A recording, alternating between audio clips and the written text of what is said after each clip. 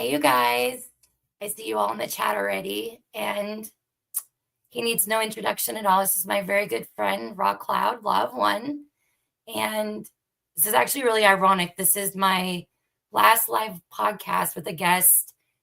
I don't know when the next one will be. You guys know I'm moving across state lines, but you are the first person that ever said okay to an interview that I asked to come on a podcast, and that was Rob on Typical Skeptic. And so how appropriate is it that we started together and now I'm ending this one, at least this part of the journey with you. I couldn't have asked for a better person.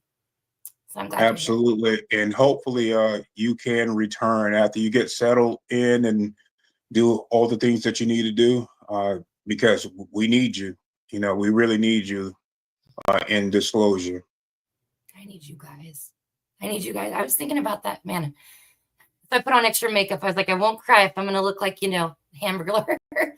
No, I got so emotional earlier thinking about this. Like, if it wasn't for seriously, maybe 3 or 4 people, in the last 9 years, and you're one of them, I wouldn't be sitting here right now having these conversations. I never thought that I really had to acquired any wealth and knowledge. I just thought that I was bored and looking for answers and just, kind of off in the deep end with conspiracy theories. But now it's come full circle, right? Like when you finally get through the stigma and you realize, no, it's real. Like all the stuff they want me to feel ashamed or, the plausible deniability that's been put there on purpose. Like I know now, right? So it's because of you guys in the chat, people like my friend Raw, that I'm even, like I said, here doing this now. And so I'm going to try not to stay away too long if I have a choice about it. We will see. Absolutely. So where can you disclose where you're moving? Yeah. So my dad owns 12 houses in Alabama. This is not where I'm from. No, I grew up in California, but my dad's in his 80s. He's really struggling with dementia really bad.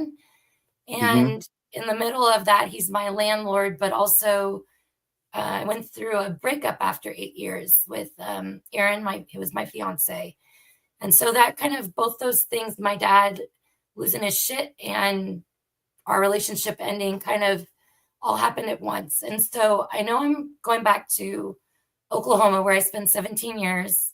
I've worked for the Department of Veteran Affairs for 6 years now. I think that's 600 human years in VA years.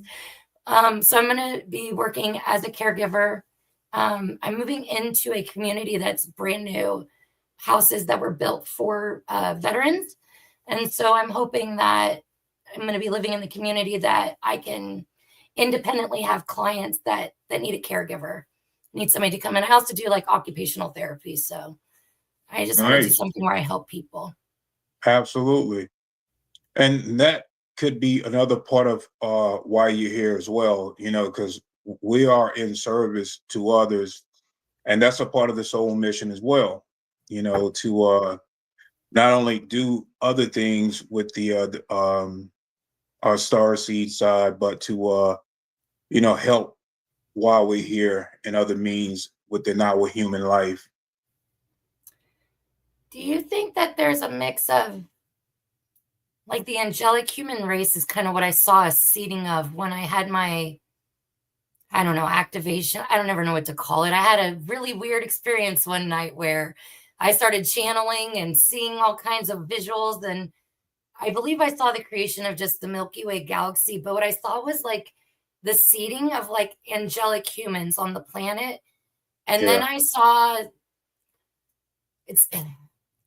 what looked like a hijacking or the template going all distorted. That's the very short way of putting it. The next thing I saw was people coming in from different realms. And so I think that what I'm trying to ask is you hear about star seeds, you hear about angel seeds, you hear about the angelic human race. Do you think that they're all kind of different levels of consciousness that have come in? Absolutely. Yeah. Well, they come in from different dimensions. They come in from different times in space. Um, yeah, they come all over. A lot of times they come in from a very high density, and then once they get here, they don't like the frequency itself. It bothers them, uh, and they often get hijacked just by being here and around how humans act towards each other. They can't stand it, so they go like kind of berserk. They don't know how to handle those particular emotions of the up and down frequency that we normally carry, because we can be positive one minute and then get pissed off the next.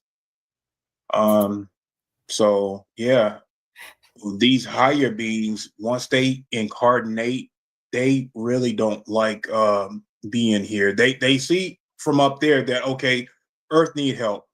Let's go down there and help. But when they get here, like, oh my God, what did I do? Right? Especially when isn't it kind of like you have to agree to have amnesia to even come in? Isn't that like part of the game? Like, so shit. You don't even Yeah, remember that you chose to come in. You don't even remember that, like, you're going to go back, or your intention has been set somehow, right? You left your breadcrumbs. You just kind of wake up here and you're like in the middle of the narrative, right? Like, so I've jumped a lot yeah, of different beliefs in my life. I'm sure you have yeah. going through that Well, process. a lot, yeah, a lot of the star seeds now that's um, being born, they're coming in with full activation now. So once they reach a certain age, they know exactly, they know who they were in their last past life. Yeah. They knew who their family members were, and I've seen this in like documentaries too, where this one guy, he remembered, well, in that past life he was a female and got hit by a bus, um, and he remembered his whole life growing up, remembered the whole life, and started talking to, he found like his last family members in a town over, and I think he was like 6 years old when he saw like his sister that was still living, and he was another person. He walked up to his sister and started talking to her about, like, I think they were selling like different cigars and stuff in that town, but they changed the label of the cigars. And he walked up to this lady, which was his sister, in that last that previous life, and started asking her about why did they change the cigar labels, whatever it was. Yeah. And he started just telling her that you are my sister from a past life. I was your Brother. the female that got hit, or the brother. I Oh, the can't remember sibling. which Yeah. one it was. I'm Yeah. So, following. but It makes yeah, sense. but he told like the whole story, and they was just like blown away. And they keep in contact right now today. Man, that's probably the best example I've ever heard. I've heard of there's the little boy who same age, like 5 or 6 years old, remembered that he died as a pilot, like during I think it was like World War I. Right. He was able to I mean they went and recovered the aircraft, right? Like they hadn't even found it. He was able to, lead them out.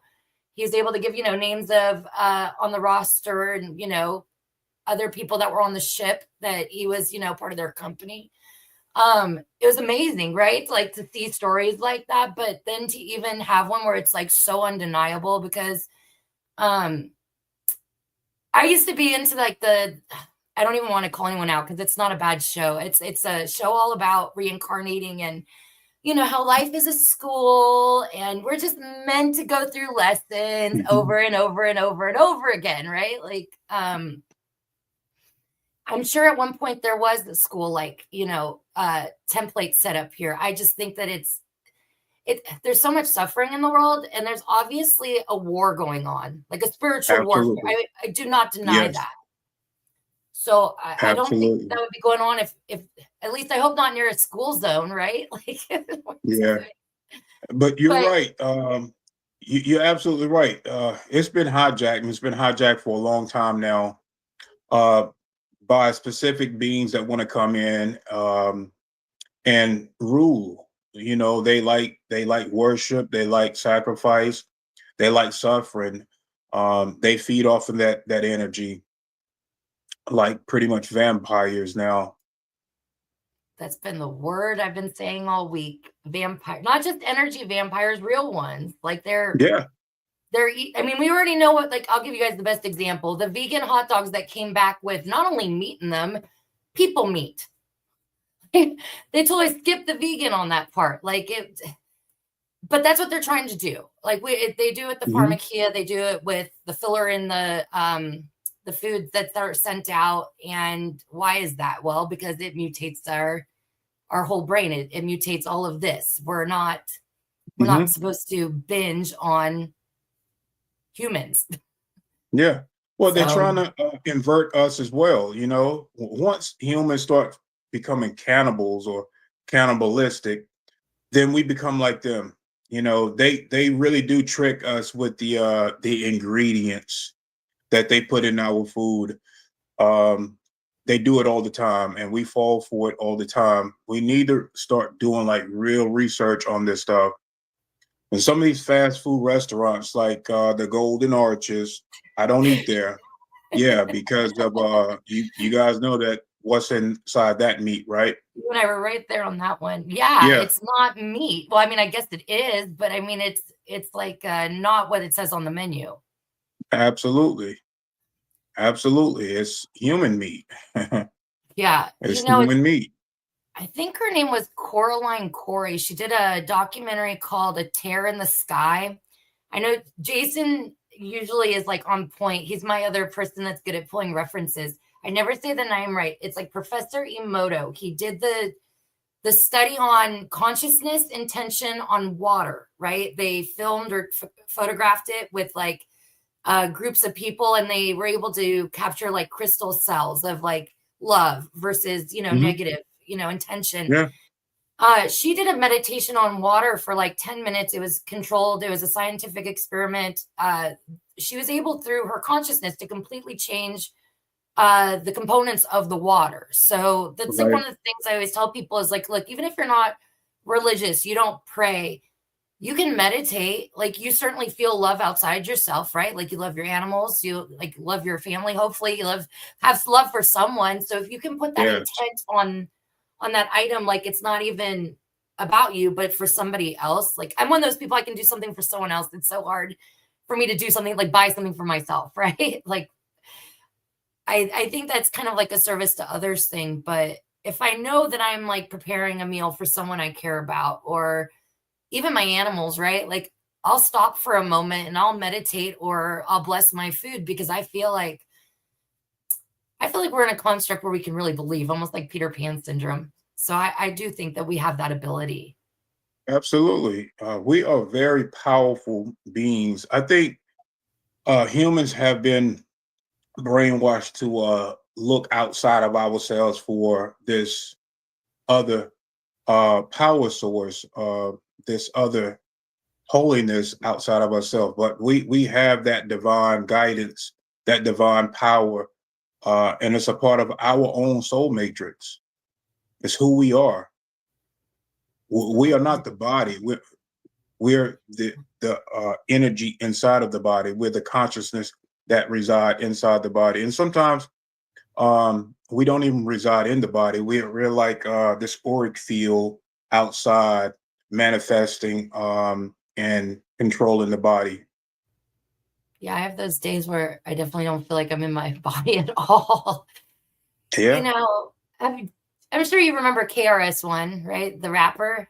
Did you ever listen to Hmm. KRS-One? Yeah, I didn't know he made videos. Like, I got to send you one after the show. He did a whole like 30-minute like improv. Basically, it wasn't even a concert. He was just doing like speaking, but he was talking about the consciousness. Like, he had like a rock star energy card, and he goes, "Okay, we're gonna, without using our ears, without using our mouth to speak, we're gonna say rock star, and we're gonna hear it with our mind, right?" And like he talks about like if you take away the body, you still have that who you are, that spark, that Hmm. consciousness, that connection to um my friend Jay's in the chat, and he made it. He said so well one day. He's like, um, "We have amnesia here." He's like, "But really, what we come in with is like the ultimate like divine connection to source, and we take that with us. And yes, we have intentions, and we can create or manifest even in the moment of death. Um, but we are always going to have that connection as long as we're staying true to ourselves, right?" Yes. Yep. And so I like to think that, and I could be totally wrong, it's just an opinion. I kind of think we're dead here. I think what happens when we die, like even that body we're in, or they talk about like the streams of information that come in and the knowingness, and even I don't even know what it is, like 1260, 1280, like peripheral, right? Every direction. It's like your senses are so much greater than the five and maybe a couple psi abilities we tap into here sometimes, right? That seems to Hmm. me like how we're supposed to be. Yeah. To be in this particular matrix system right here, where it's so inverted, um, the beings that come here, we stay here for a long time, then we get drugged down within the illusion. Once you are in this illusion and you continue to reincarnate, you stay in the illusion, and the longer we're outside of who we truly are, the more we're here, we forget that we are a part of the universe. We're not just here on a planet living out. And it is like being dead, because we're walking around every day doing the same thing, and none of us really want to do the things. We want to do more than what we can in a 24-hour. And it's like it's been we've been guided to be and act a certain way outside of who we truly are. So, and that is like death. That is for us being who we are originally on a soul level, and how powerful we really are. We can travel, we can bilocate. We don't even really have to stay here on the planet. And once this solar flash happens, this solar flare, where we can, it's gonna happen so fast. And if we stay with that kindness, that love, our DNA will turn on, the activation will turn on, and we will instantly remember who we are as spiritual beings. So true. You said that too the last time it was you, Rob, and I. Oh, and Amy. That's right. Amy was there. I'll have to tell you about her after the show. Um, you were talking about the solar flares that had been held back and that they were suddenly going to come on, right? Like information was just going to Mhm. be released through that. Like, and it wasn't even like not even 24 hours later. And it was like the only thing they put on the news that day. Like, not that I watched the news, but like there's the only thing that came up on my phone that day. And I was like, I think this is a message. Like, but it's been Mhm. coming in intensely. Yeah. That interview was beginning of May, Yeah. 4 months. Yeah. And there's a lot of people that are now waking up. They see how the world is turning upside down. These elites can't even hide their agendas anymore. It's not like they used to, because we used to buy into the bullshit. Now we see it for what it is. They don't even want to hide it because they can't. We pick up on it just like that now. And you do have certain people that still want to play red and blue, and none of that shit really matters. It was all orchestrated to hijack the human collective to keep us dumbed down and controlled. So we're moving out of that. That's right. You said that in one of your videos that I think it was one last year at the Full Disclosure Now conference. You said they never intended to win. Hmm. They always knew what the outcome was. It was how many casualties can they take down with them in the meantime, right? Like uh, Exactly. that's kind of And what then, I wanted to ask you about too. Go ahead. I'm sorry, I didn't mean to interrupt you. yeah, these guys are, they don't just build underground bases to do these operations. They're there because they are afraid. They are literally afraid of what's going to happen. They know about the sun, and they're trying to constantly reinforce this net, this frequency net that's around the planet. But nothing is gonna nothing is gonna hold back what's coming. It can't. So, Yeah, and I'm sure you know about this. that they cannot handle the sunlight at all. That's why they're trying to put it out. They're spraying heavy Hmm. metals. They're trying to. I have a personal opinion that I think they're trying to cause an intentional pole shift to uh, defrost Antarctica, like at an accelerated rate. And I know you were on Arkeem Raw's show. I don't know if it was the most recent one or the one before that, because I think you might have been on there twice. Like, Yeah. okay. But I hopped on in the end and I was like, everyone's talking about what's buried in Antarctica, but maybe it's more about who. Like, I think about these quantum computers, right? Like, to me, Hmm. that's just like a telephone time machine. It's just, you know what I mean? Like, why don't we just say it like it is? You guys are calling the abyss, or you're calling somewhere that someone can't walk out of their house. So you're using Hmm. your quantum computer or whatever. And I think that they are trying to, maybe it is a combination of technology, because I just recently learned about these like 6 spheres that are frozen down there, that this one family at the top, I think they're like the Pincer family, they use it to create realities. But Yeah. I think there's entities down there that have been put in the abyss, or whatever you want to call it, that they want out. Yeah. I think that's why there would be a pole shift. Yeah. Well, these beings reside behind the ice wall, but there's also like a frequency there of density that keeps that barrier from um, from us being able to penetrate that. But some human beings actually have been there. Um, some get invited, some go uninvited just to spy. Um, but and then some of these beings, they get cast out from behind the ice wall. And the reason why they get cast out is because they no longer want to serve that negative agenda. They're not mean enough. They're not nasty enough. And so they come over here and they give us information. The ones that get cast out from the ice wall, they live over here, and you can tell that there's something like different about these beings. They can look like us, but the energy and the look in their eyes is, I mean, you will know that this is not like a regular human being. It's something Yeah. else. But they tell us that Earth is like a prison. But to me, I want to say this because I don't want people feeling like they're trapped in a prison. The prison is up here. We are spiritually linked to source regardless.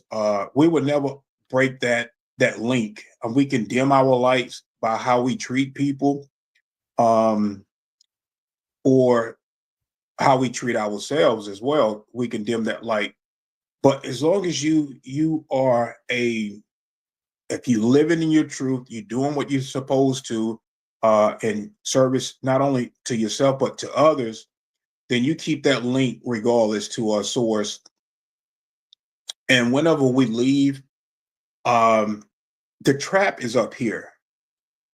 When we get ready to make that transition where we're ready to leave this body, all we have to do is think about source, or wanting to go to another realm or density that's higher. Well, I don't feel like we're really trapped. I think the guys behind the ice wall, I think other beings want us to think that we're trapped.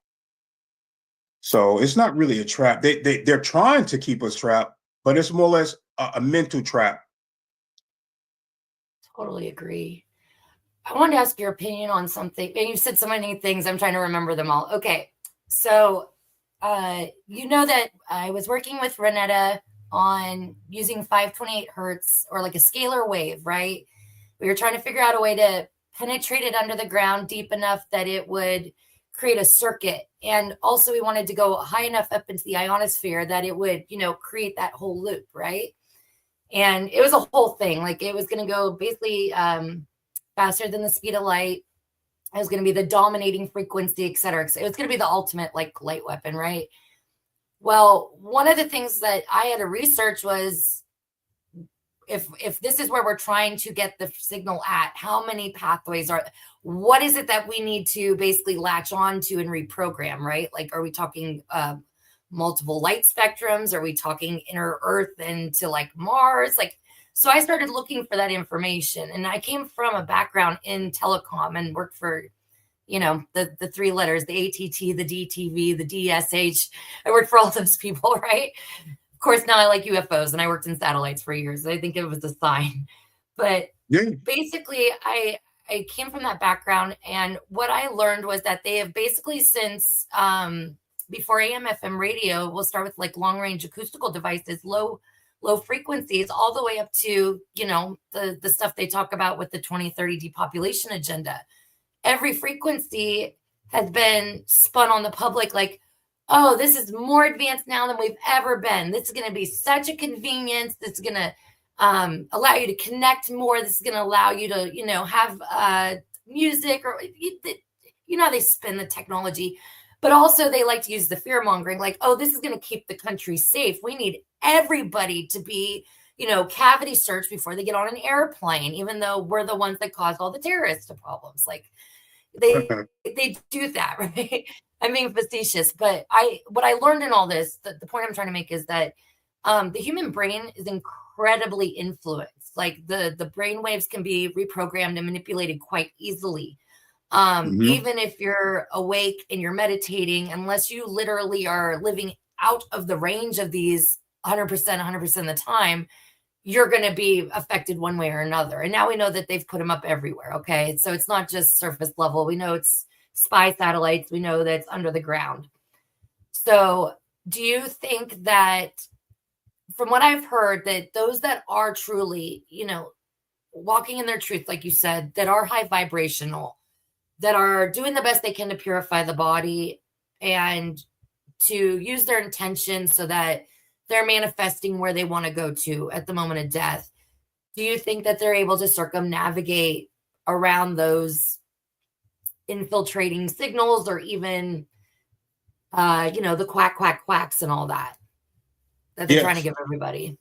Yes, because we once mankind realized just how powerful they are, once they leave the vessel, they can instantly open up a portal and walk through it. We don't have to go up or down, sideways. It doesn't matter. We just think where we need to be, open up a portal, walk through it. Um, and they don't want you people to understand that. You know, we are light beings inside of a vessel to have this experience. But like I said, and like you know, these other beings, they want us to be dumbed down, not knowing who we truly are, so that they can control us. We are like a food source to these beings, and they don't want us understanding the capabilities that we have. We know through remote viewing.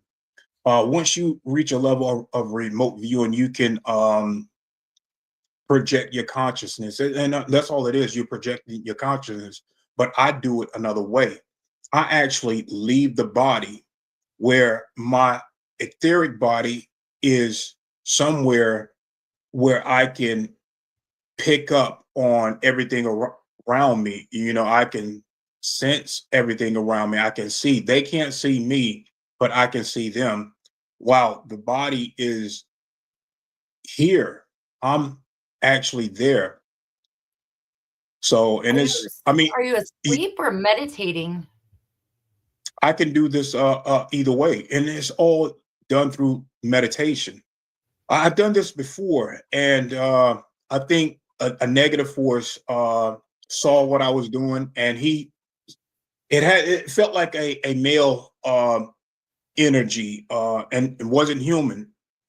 I was just laying down in bed and started meditating, and I left. I went like millions of years into the past. I went to another planet, and where this planet is like Earth, but it is lush, um, full of greenery, full of life.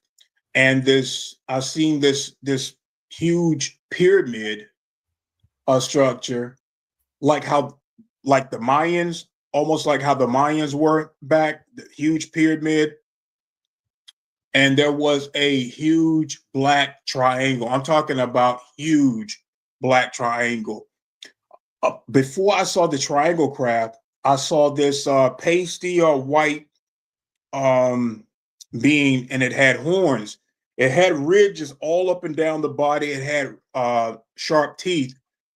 Couldn't tell if it was negative or positive, but it lived on that planet and it watched this triangle. I was watching it while it was watching the triangle craft go to the pyramid and just hover over it.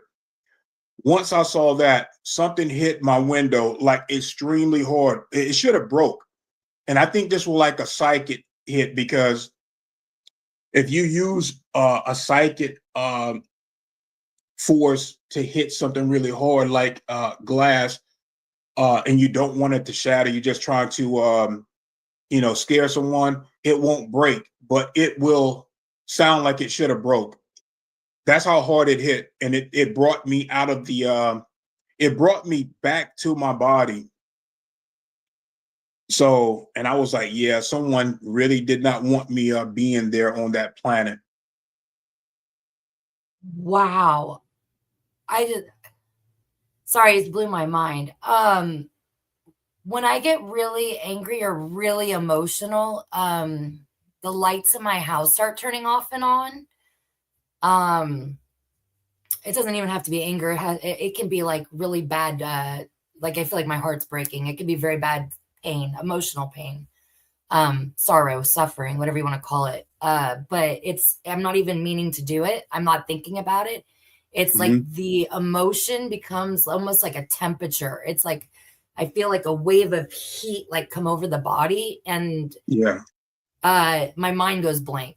And then I hear about it or see it afterwards. But I have experienced this.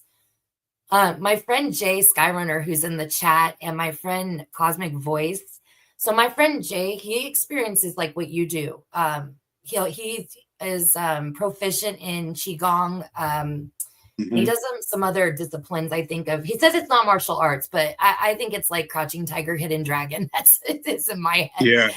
But he's master level at it, and he's healed his body, and he has all kinds of really interesting stories that he shares with me. But when he goes to sleep, it's not like regular people, or like when I go to sleep, I don't even dream anymore. But he's in another realm that is as physical as this one we're sitting in right now. Mm-hmm. And he's brought, like, one of the coolest things is I was really sick this week, and he pulled a rune through from the angelic realm. That's my rune. It's my sigil.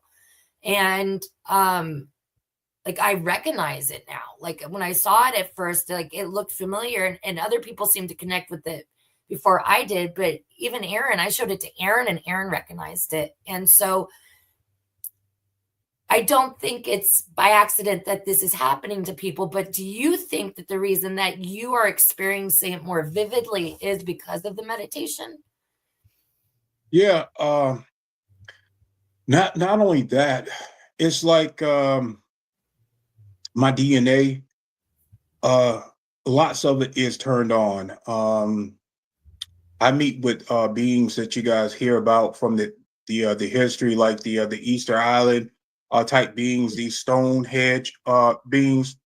Well, they came here and they spoke to me like a collective. It was like four of them.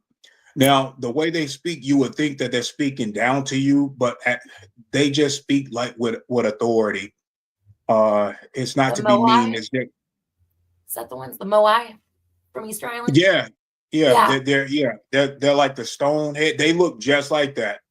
They really do look just like Wow. that.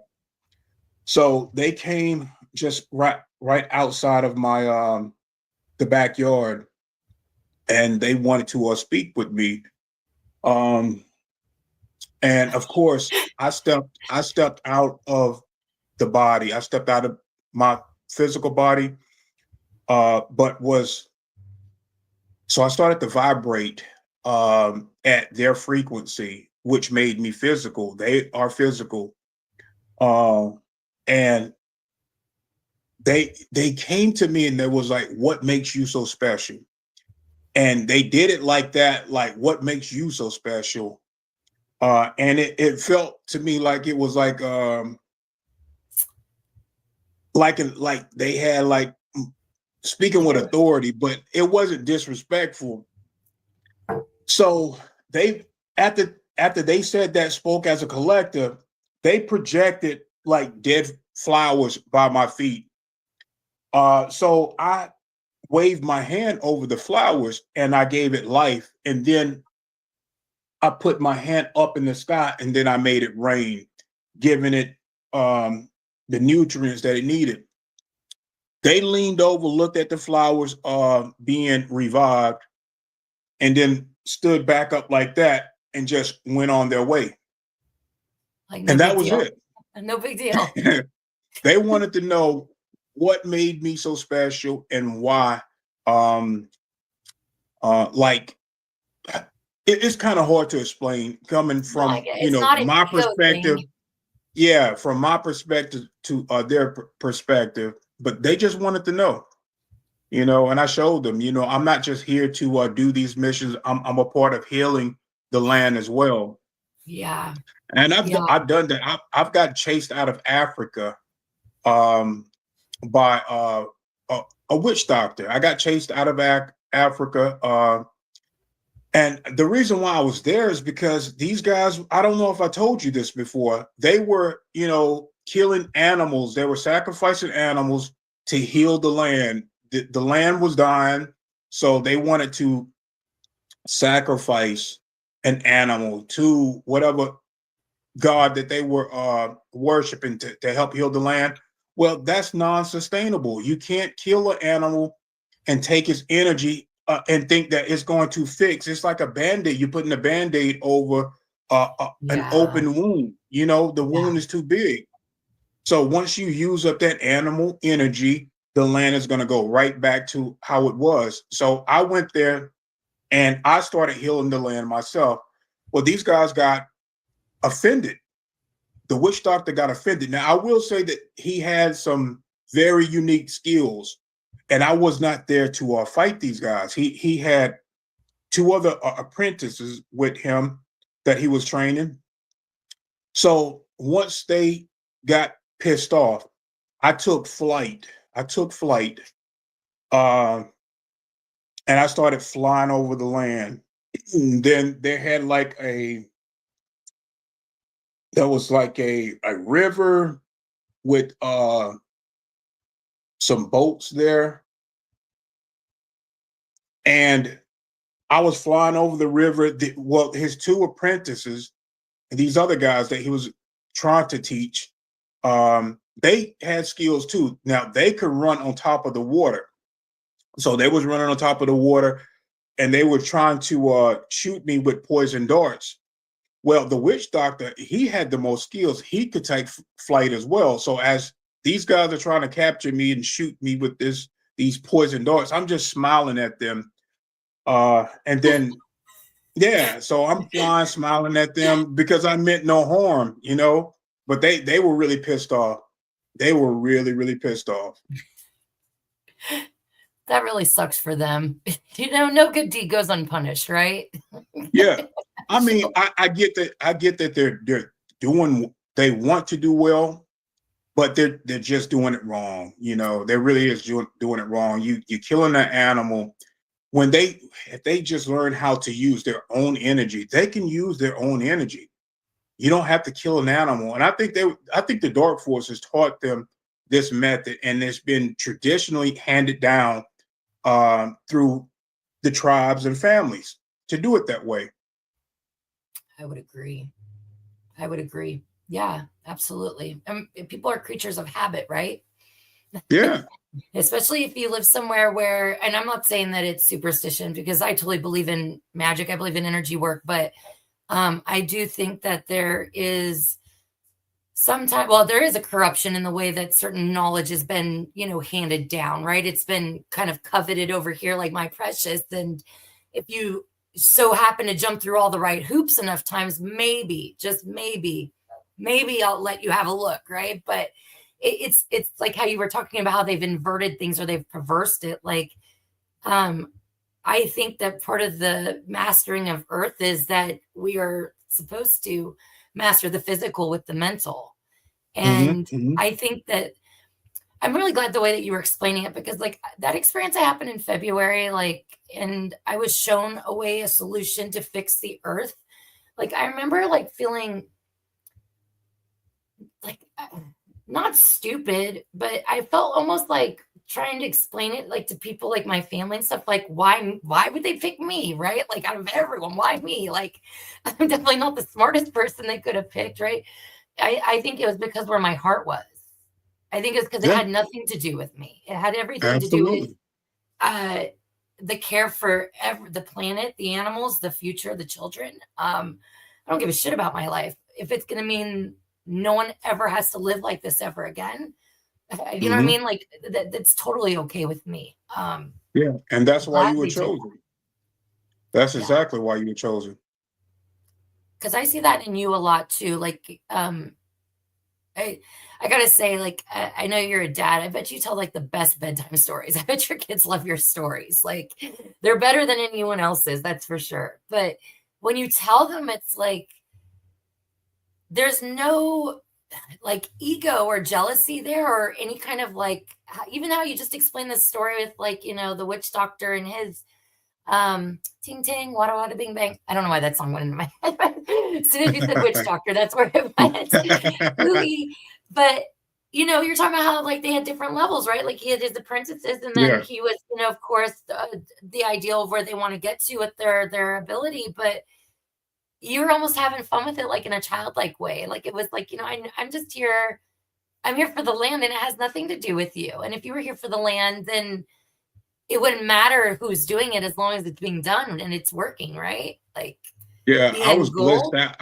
I was totally blissed out when I was flying away from them. I was just flying sideways, smiling at them. It was funny when I look back at it. I had no ill will at all, and these guys, they wanted You're me out of their bad. land. They wanted me off their land. Well, they should have flown faster. All they had to do was catch you. Those guys that were running on top of the water, I was amused by that. I'm like, man, while I'm Oh my flying, I'm God. looking at these guys, and I'm like, wow, these guys, they got skills. But you're flying. Yeah. Well, the witch doctor, he could fly too. Well, evidently Yeah, he they could. haven't gone to that lesson yet. Yeah, yeah. The only grudge that I have with them is taking life to, you know, fix something. You can't do that. And Vain. we have been taught to look outside of ourselves. You know, Yeah. we have tremendous abilities. We have all of this energy stored up inside of us. And we are just magnificent spiritual beings. We got to stop looking outside of ourselves and start working within. Yeah, it's so true. That's like the message that I've been getting for the last year is get quiet, go inside.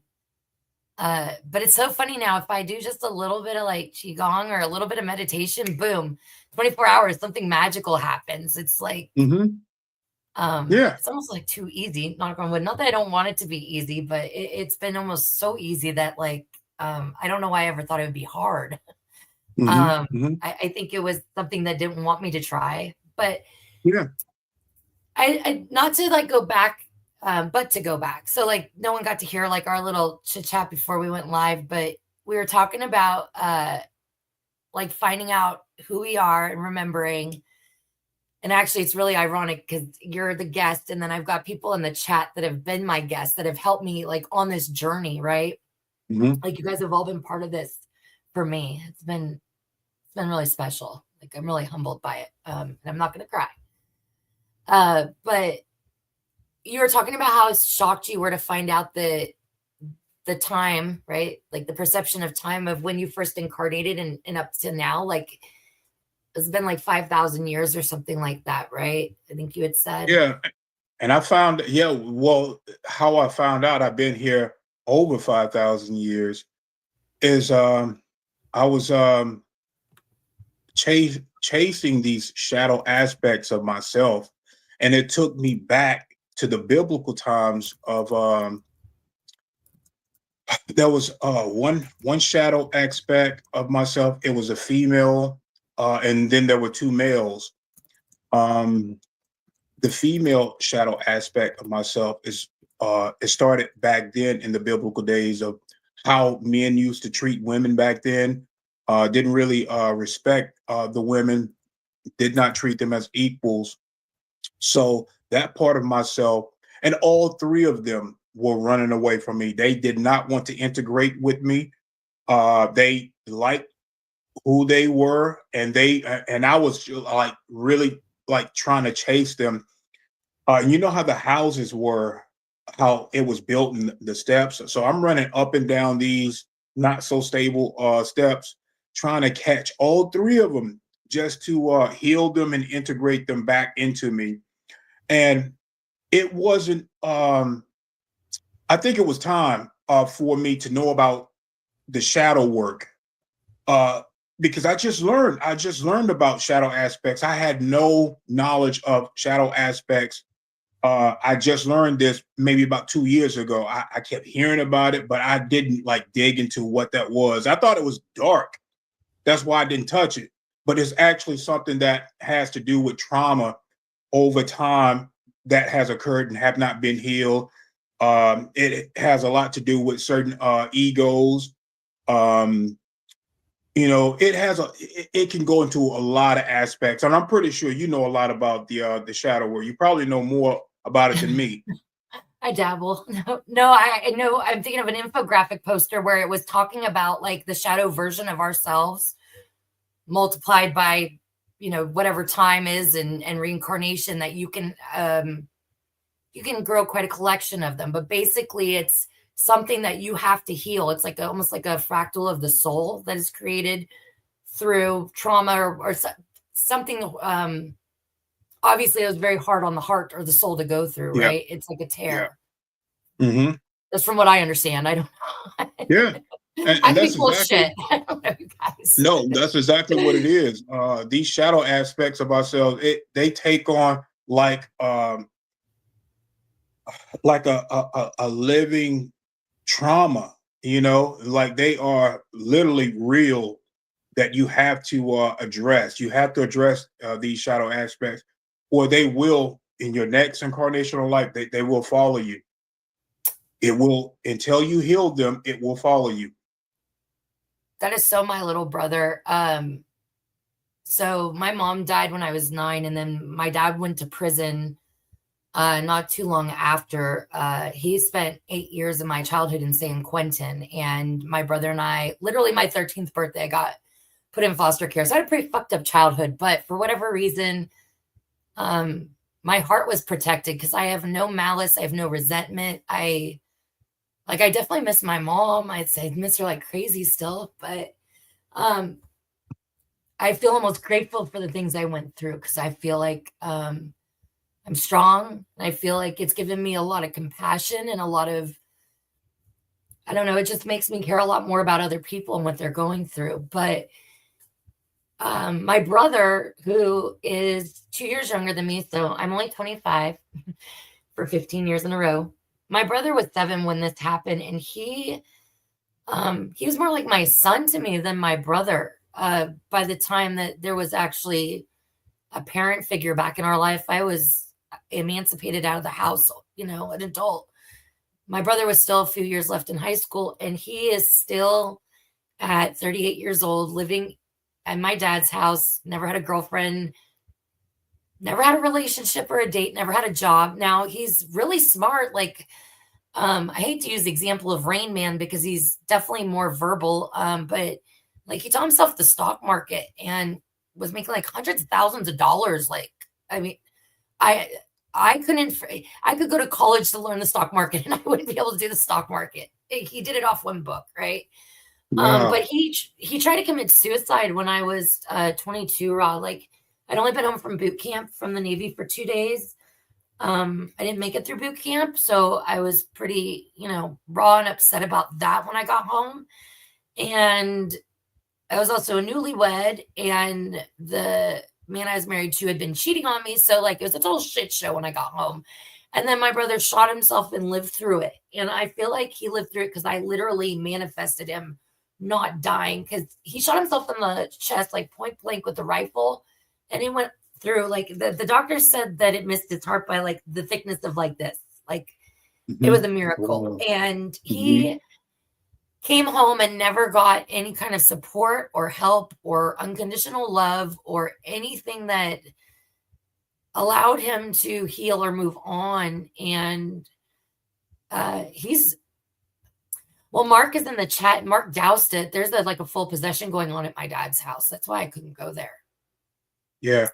Well, I have something like that going on with my sister, but I'll get into that later in a video. Yeah, there is something. These guys are very desperate. So when a lot of the powerful elites, like when they get killed or get taken out, their soul like remains here, and they can attach because they still want to. They want to Oh, have a body and still continue on with their dark missions. They know how to possess these black magicians. They do die too. Their bodies over time have all of these entities like attachments inside of them. So once their body die, all of these entities come out of them along with their own souls, and they begin to start looking for low vibrational humans that they can attach to, and then cause they cause all types of things within the body, all types of ailments. Um, so I suggest people should always have like a healthy diet. I mean, you can smoke and drink, but I would do that like in moderations because these substance will leave like holes in your auric field, and they pass through the auric field. Your auric field is outside of the body. That is your first line of defense. So if you're not putting like good food in your body to strengthen that auric field, then it's going to cause holes within that auric field, and they pass through those little holes. Then they penetrate the body because the body is somewhat not healthy and the immune system is compromised. So we have all of these defense set up, not just on a physical level, but on a spiritual level. So, but if the mind and body and the soul is not in tune with each other, then that's where we get compromised with these attachments. And that happens to all of man. us, even myself. That Yeah. happens to all of us. I had to remove multiple entities, both good and bad. Um, I remember having this one. What is this emo girl? There was an emo girl that killed herself, and because of my light, she came like directly inside of me. And there was other entities there as well. I think there was some type of ET that was attached to me too. But she was good. She was lost. She had wings. She looked almost like a fairy, but not a fairy. She looked almost like insect, humanoid insect type. Um, but they get attracted to your light, like like like Yeah. moths. See your light outside, they get attracted to it, and that's how souls are. Souls get attracted to your light. Well, the ones that get offended by the light, they also will attach to you to dim your light as well. So I had to remove a lot of entities from myself and get them back to where they needed to be. Wow.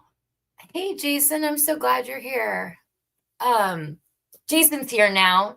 Jason, Hey, Professor what? Jason. Professor Emoto? I can never say that.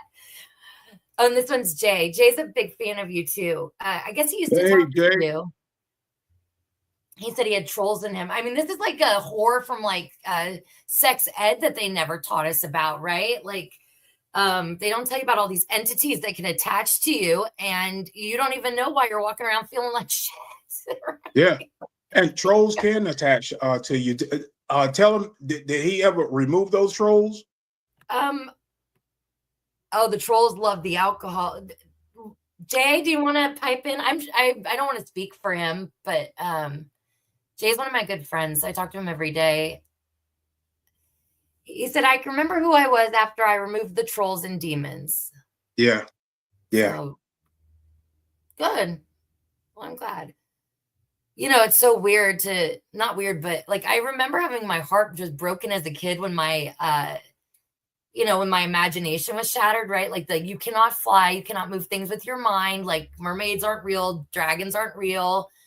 Uh so heartbreaking for me because that didn't go. I was a late bloomer. That did not go away from me until I was like 13, 12, right? I Hmm. was still daydreaming about flying, and if I wasn't daydreaming about it, it was every dream. I just Hmm. wanted to get back to flying.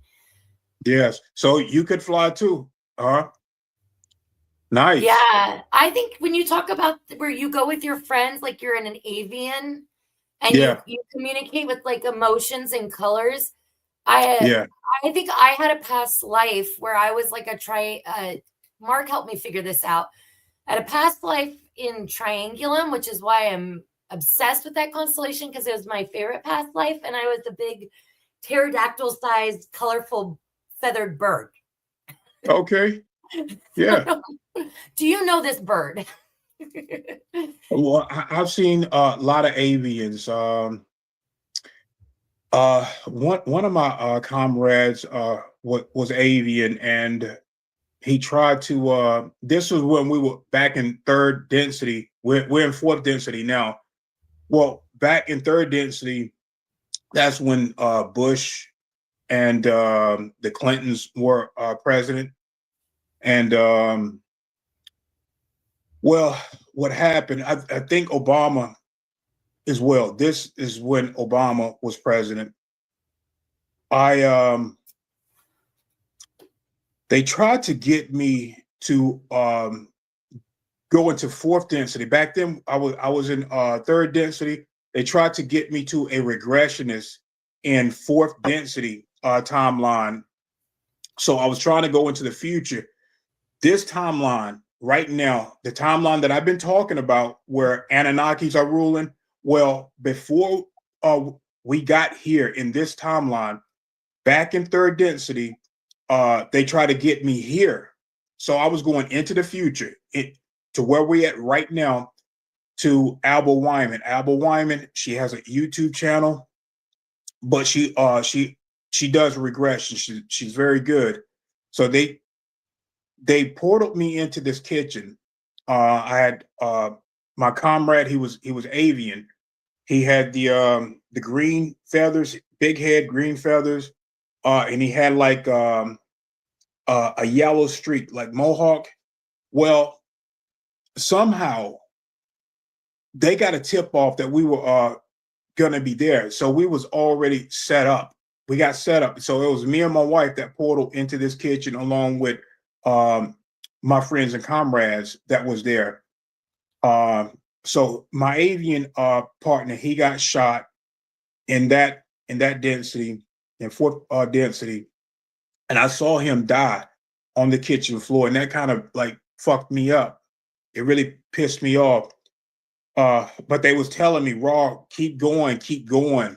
So there a gunfire broke out. This gunfight broke out, and with me and my wife, I'm leading her to this door while my comrades are left back there. Um, they were willing to sacrifice themselves so that I can retrieve my memories. So I made it to Abel Wyman.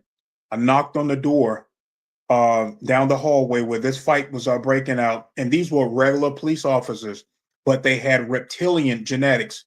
And they working for the Anunnaki, like most of the government is like right now. So 99% of Templars, that's like 99% of Congress are Knights Templars. yeah, so I knocked on the door. She let me in, and she had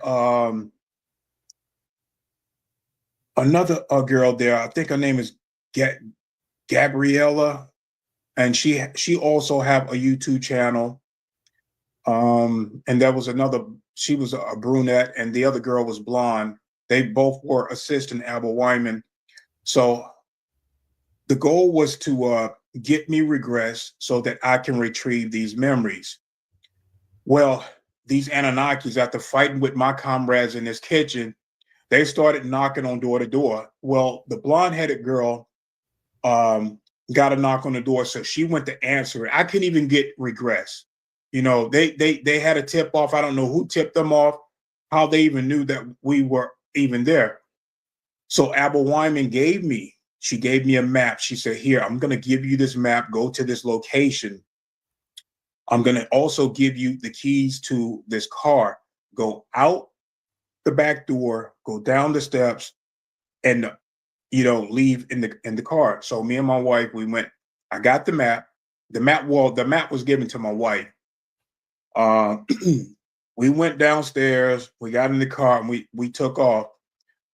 As I'm driving, there's like a wooden fence, and there's kids outside in school uniform, just playing out there. And I'm like, man, the Anunnaki is something else. I don't know. I don't know how they found me, but my partner, which was Blue Avian, he died that day. He died that day in that kitchen.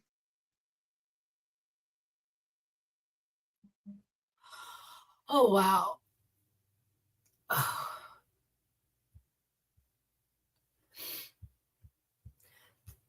You never saw him again? No, but he won't. He definitely won't be forgotten. This is why I tell people we got a lot of help.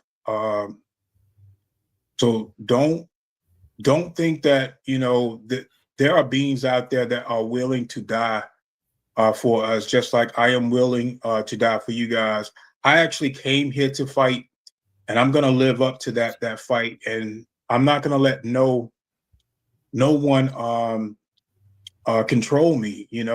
That is the mission, as we are Christ beings. So Yeah. don't move with fear, because we're powerful. We're very, very powerful beings, and we're here on a mission. Sorry, guys. I can't go a whole show without crying. It's okay, though. I've been told it's a strength. I can I water get it. all of Africa out of a drought. I get it every now and then myself as well. Man, ever since Yeah. February, ever since the last time the weekend the week the planets aligned, has it been the third time this year that we've had like 6 or 7 planets align for like a week? It seems, Mm-hmm. yeah. Every time that happens, I get a major something crazy happens. I mean, in a good way, but that was when it feels like my heart chakra got opened up, because now it's just like uh they laugh in the chat. I say every time the wind changes directions, I cry, it seems like. But I just feel so much more emotionally connected, and things just feel a lot more intense the way they come through. Yeah, and our guides and higher self also try to encourage us to open up that heart chakra, and if it means letting loose, letting the tears flow, that's also relieving and opening up all of these channels for these chakra alignments to fall in place as well. It gets everything turning inside the body. Yeah, that sounds like a good workout to me. Just cry it out instead. I don't know how much it takes to cry off a brownie, but I definitely could do that. You know what? It's really interesting too about, like, you mentioned like your wife and stuff. I think that Aaron and I have had past lives together, And I don't know if have you heard my story about how we literally had a shared nightmare one night? No. Okay, I'll make it really short. So one night we both went to sleep, and in my nightmare, there was this like tunnel. This is, by the way, the most vivid dream that I can ever remember having. Uh, I know when I was getting my thing pretty decent at lucid dreaming, but I've never had one of those dreams where I woke up in the morning and was like, that was weird. Like that was more real than anything. I've never had one of those that I can remember. But this nightmare, I'm in this like tunneled hallway, and whatever's coming around, I haven't seen it, but the fear, like I am so afraid. And whatever's coming, I know it's not human, right? But Hmm. what happens is that Aaron is behind me, and this entity decides that it wants to get Aaron.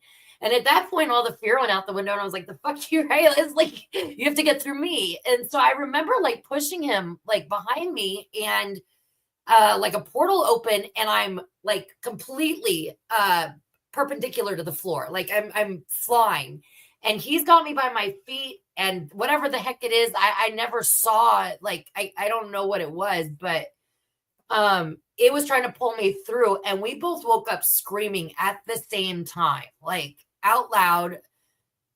So anyways, he was dreaming the exact same thing I was, except for vice versa. Um he was being, or yeah, he was trying to pull me out of a portal, and I was trying to pull him out of a portal. That's what it was. Sorry. But weird shit started happening too, like right after that. Like that was when I lived in the second haunted house. One morning, this is even weirder too. I don't remember if this happened before or after the nightmare, Rob, but uh my voice changed. Like it got super deep, right? Like I can't even recreate the Yeah. baritone. It was like I had air stuck in my throat or something, right? Or my diaphragm. And I remember looking at Aaron, and I was like, everything's gonna be okay, right? Like felt like a super positive message. But our eyes locked, and his pupils got huge. And right when they like dilated, all this fear went through him, like it like backfed. His fear went through me, right? Like we both were like, ah. He said my face shape shifted. Yeah. Yeah, but to me, it felt like this is what kind of like for years I have like contended with myself about whether this was a good or a positive thing. I don't know, because like it felt to me like I didn't even care that I had no control over myself. It felt like I got in a lukewarm bath, and I was given anesthesia, and I just no F's given, and I just went with it. And Yeah. that's what always bothered me about it. Yeah.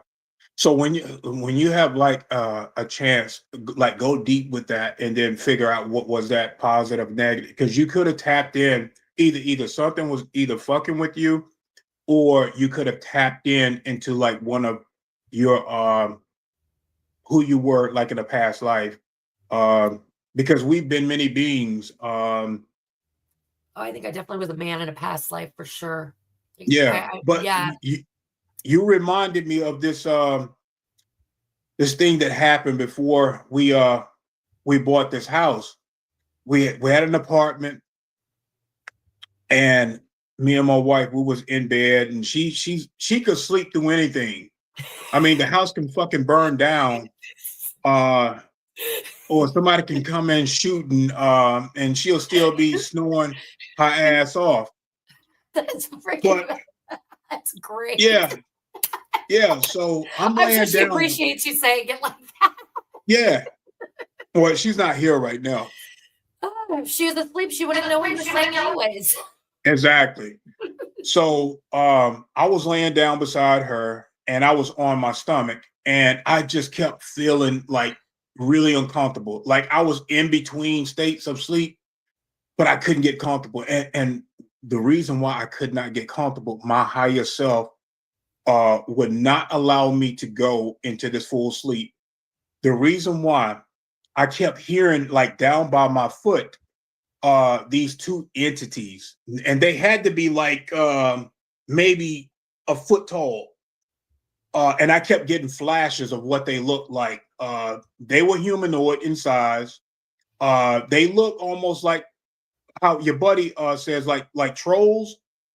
like or little elves or gremlins. something. Yeah, Yeah. yeah, some type of a gremlin. That's what they look like. They look like gremlins. They had on these dark clothes, and they look like medieval type clothing. And they kept talking to each other. They kept talking to each other down by my foot, and it made me really uncomfortable.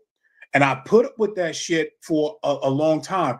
They kept. I had a back injury, Oh, and what they were trying to do, they were trying to get to my spine because I kept hearing this drill. So the drill, when they turned the drill on, I kept hearing. I kept feeling really uncomfortable. Like, don't go to sleep. Something is trying to abstract something. I think they were going after the pain in my back. oh man, sciatic So pain too hurts like a I kept motherfucker. telling, yeah, I kept telling them to stop. And then I would lay down, and they kept hitting me with this smoke or smog, and it kept putting me in between states of consciousness and unconsciousness. But it was my higher self that kept me coherent. Uh, but the whole thing kept pissing me off because every time I would tell them to stop, they would stop, and then I can hear them whispering to each other. Once I got where I was going to go to sleep, then the drill started back up. And I said, motherfucker, if you don't stop, I'm going to kill you. That's what I said. I kept telling them, I said, I'm going to wake up, and then I'm going to kill you. And they kept conspiring towards each other, and I knew that they were going after my spine, my lower spine, where the injury was at. Oh, But eventually, I think they left. I got like this intuition, this psychic intuition. Like, I kept interrupting them, and soon it was going to be daylight, and they had to leave. I ah, think a lot of these entities cannot stand our sunlight. they For can't. some reason, they cannot. I think it's well, I think it's gonna sound kind of silly. I think the sun's like a shadow of source. Like I think it's totally conscious. Yeah. Yeah.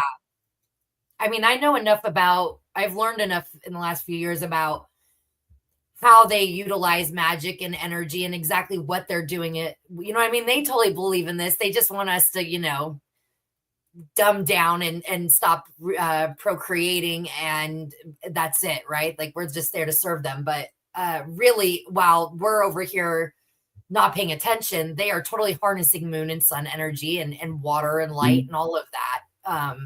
So it makes sense.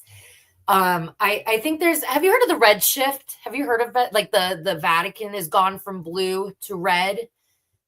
It has to do with the light spectrum, like the stage that we're in.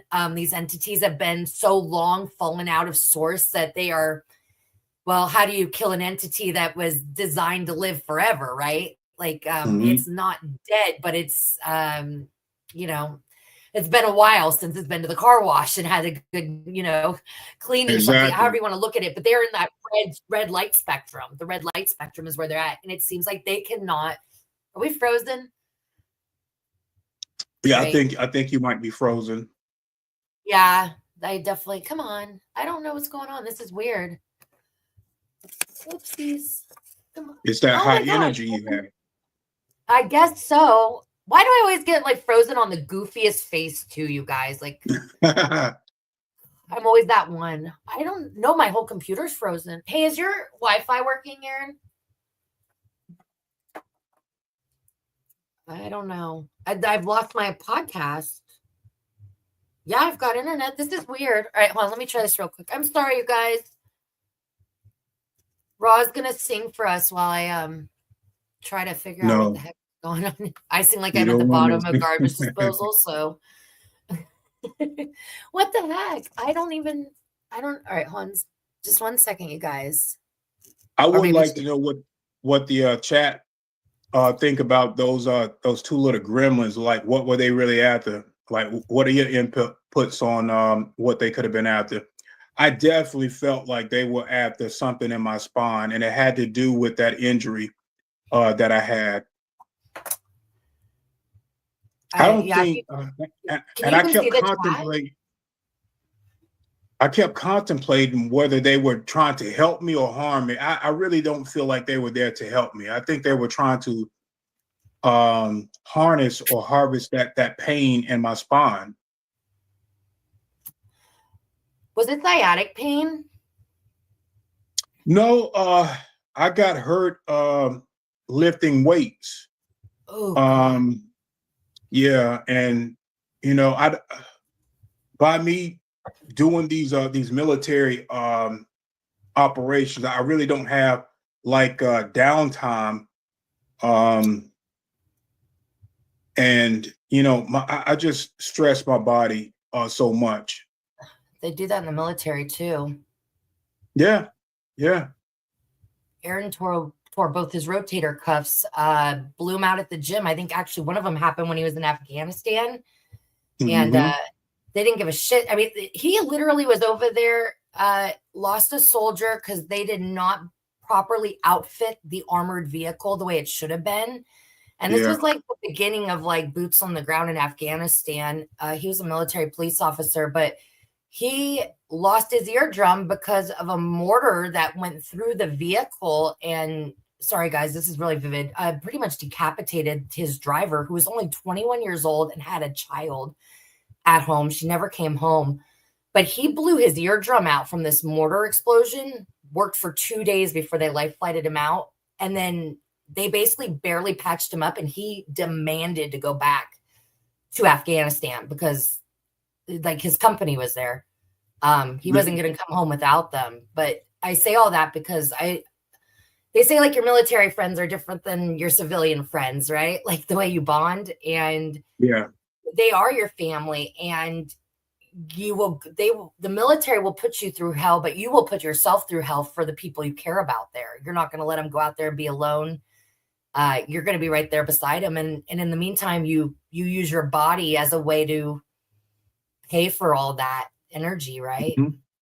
Yeah. Yeah. And this is one of the main things that I have with the not the military, because the military is being controlled by the government of what they can bring out. We have technology. We have better equipment. Um, we have better tanks. We have better planes. We have better armor. And the bullets wouldn't even penetrate the armor that we hide from the public. I mean, it's so stupid.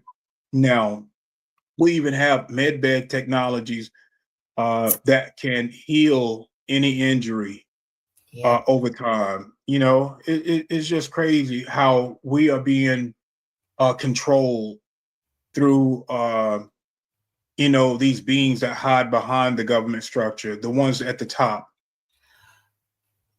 Do you know what I think You, of every time you say something like that too, Roz? Like the rejuvenation tanks, like Penny Bradley's talked about that. A lot of people that yeah, have gone through it, right? Like you go through it for a bit of 20 and back, and yeah, as long as they have like what a small piece of brain matter, they drop you in the fish bowl and you grow a whole new body and you're good as new, right? And yeah. they And this has reimplant happened to you. me. Yeah, this has happened to me when I was much younger then. I think I was in my late 20s. Um, I was in Charlotte, yeah, Mecklenburg County, and I knew that the body that I had was a clone.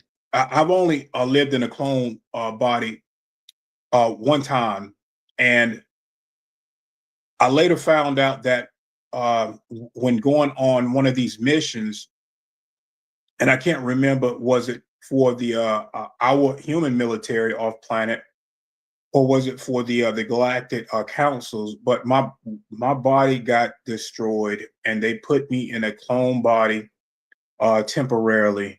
And I told my wife, I just knew that this was not my body, and I told my wife, okay, there you go. I Try to told my get wife, on. I said, Sorry. Go yeah, ahead. You have the stage. yeah. I told her, I said, this is not my original body, and I knew it. I felt it. My soul can feel that this was not the original body. But they did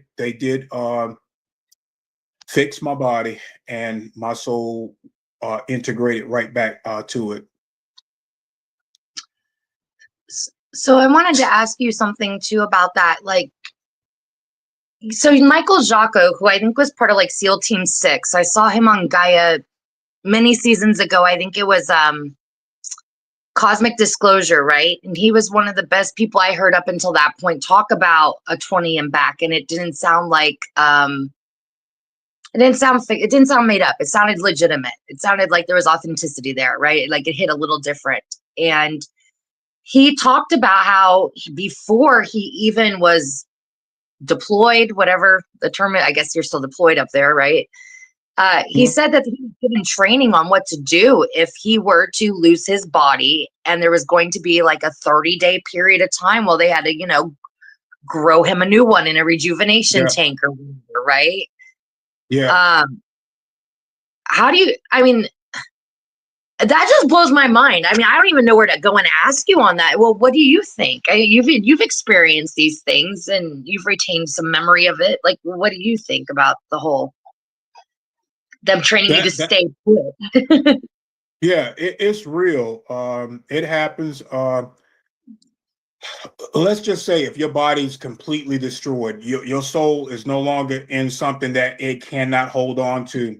Well, you have a certain amount of time before your soul just goes off, and it cannot be the body cannot integrate back into the body. Well, that time has passed.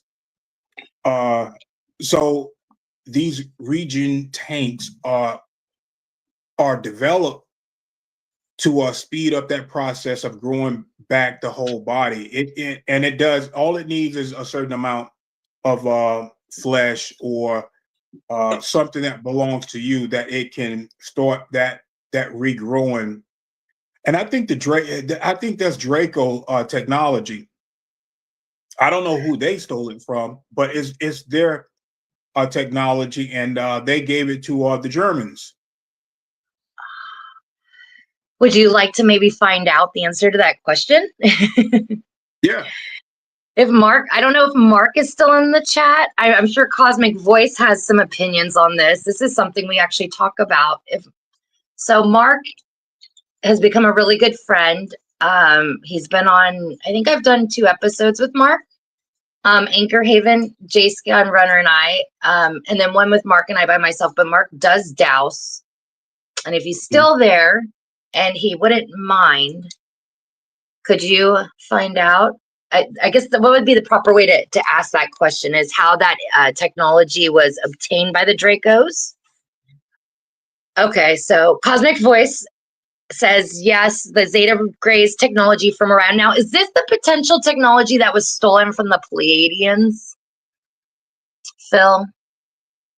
Because that was another thing that I've been hearing too. So the Zeta Grays coming through Orion, and a combination of them using technology, basically time machines and jumping around and time dilating, right? That I'm sure you guys have heard me say this a million times. If you have a time machine and you're fucking jumping around and you have an invisibility cloak, is it really prophecy or are you just rigging the game, right? Yeah. I'm not saying there isn't prophecy or that those things don't exist. I'm just saying if you have that ability and you're doing it with malicious intent and you're fooling people with their soul choice, right? Like where they want to go or how they want to live. That's a hostile takeover. That's not being godly. Yeah. Okay. The elites were doing that. They were using the military to do this as well. And I talked on camera about disclose. Well, I really didn't disclose it. I just knew a little bit more about it. There was other people already talking about this as well.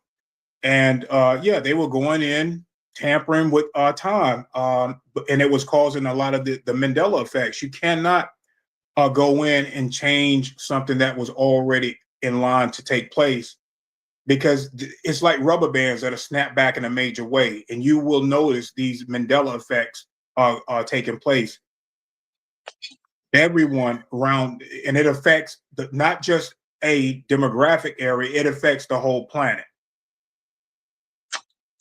I've definitely experienced Mandela effect because I remember Nelson Mandela dying in prison. Like I mean, um, I think the one that really pisses me off is the argument over Sex in the City or Sex and the City. Like, I mean, I remember watching that when I was like 19 or 20. You don't forget a show you've watched 9 seasons of, right? Like, Yeah. you just know. If you know, you know. Do you think that this is an opinion question? Do you think this has to do with CERN and the LHC, Alice? They call her Alice, the Large Hadron Collider. It has some these harps and cerns, they're like puzzles, and you connect them just like Wi-Fi, and the nanites. They're all like one big weapon that you put together. So they are putting this one big weapon, and there are in sections like the 5G towers, the nanites, that's in the air that they spray, Yep.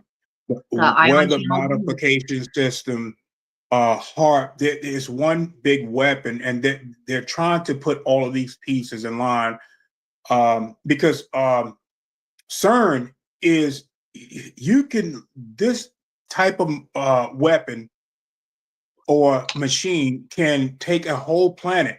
What they're not telling people is it can take a whole another planet into another dimension. They can take Earth from where its location at into a whole different fucking dimension with CERN. A lot of people were thinking that they were just opening up this gate and letting entities in. You can do that at a smaller level, but if they really wanted to, it is so fucking powerful. It can move a whole planet as small as Earth into a whole nother dimension.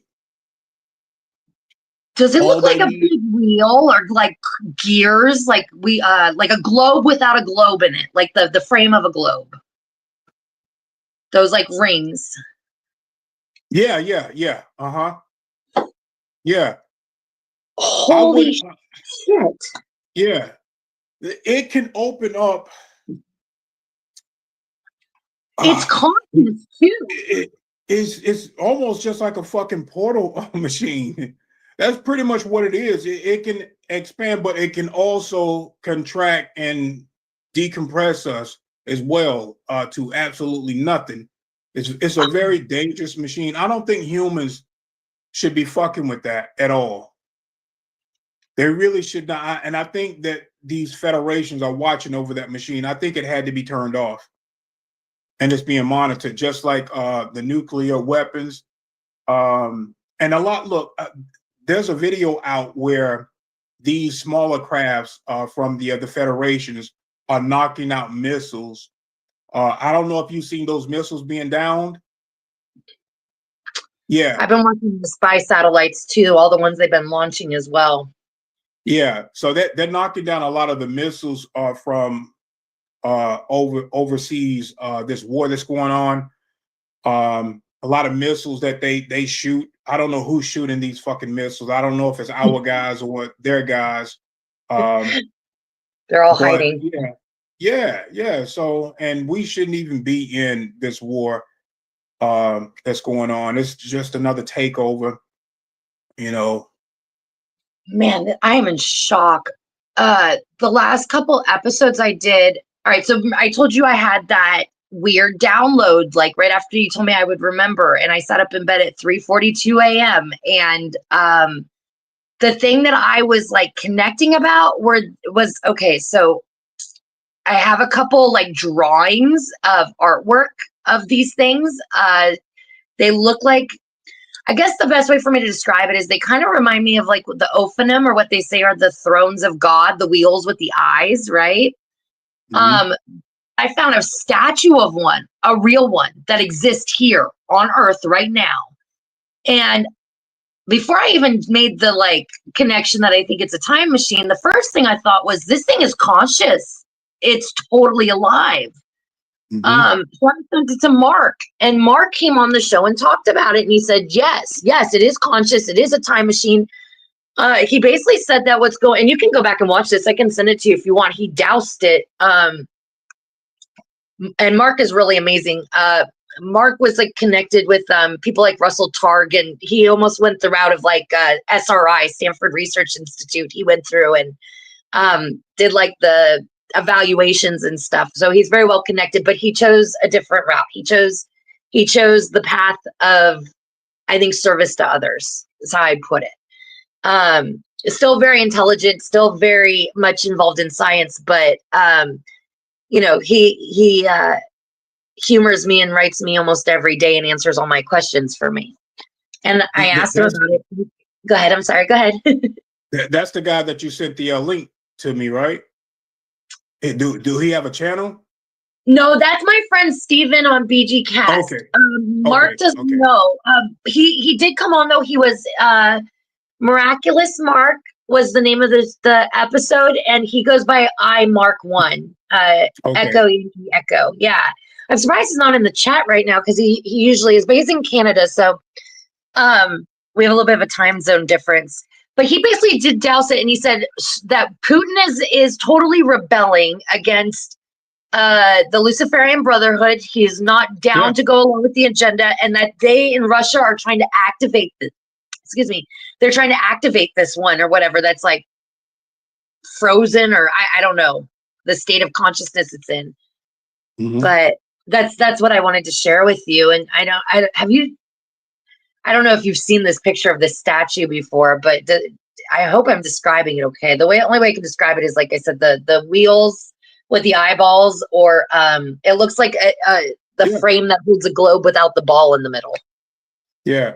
Is that the wheel with the Shiva around it, or is that something else? Man, I don't know if it is the one that has, because they do have Shiva out in front of CERN too.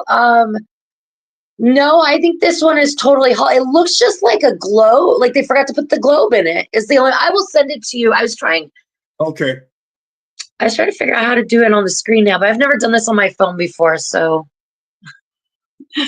sorry. I'll send it to you. Okay, not a problem. How did that thing get on your radar? They have to do with the weapons and that, like basically the back and forth of shooting down like incoming and outgoing craft. Yeah, well, I saw this on a clip, and I knew that the Galactic Council were doing this. They're trying to help in so many ways. So whoever that was shooting these missiles, these small crafts would go up to the missile, disarm it, and then the missile would just fall to the ground. And they would do this, and in many areas. I guess they know it's going to hit maybe a civilian and kill them, and they're helping by taking these missiles out of the air and out of harm's way for the people that are on the ground.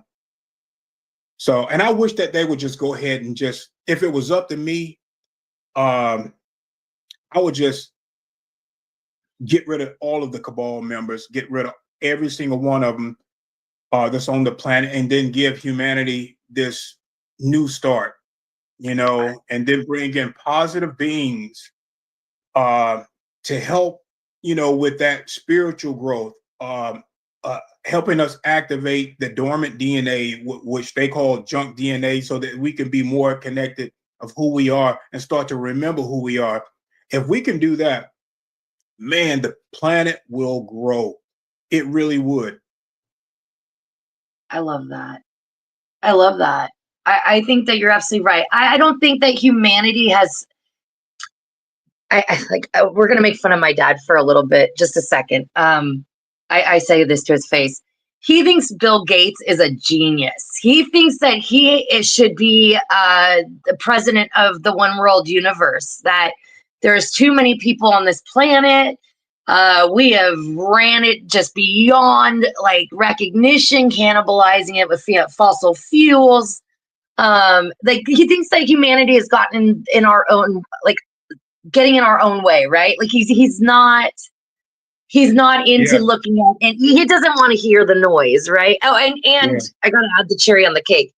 This is a soul farm. We're meant to be loosed. We're meant to battery What? up everything. Yeah. So he's full on. He's with that agenda then. I have seriously had my dad look at me in the middle of a completely unrelated conversation, Ron, go, do not open your chakras, Michelle. I'm like, shit, how does he even know I was even, you know what I mean? Yeah, That is not even the realm of anything that he would know about me. And for him to say it so randomly, like, actually, I can say this right now yeah, because Aaron's in the shower. Yeah, I'm definitely being targeted with the yeah, people I love the most as handlers right now. yeah.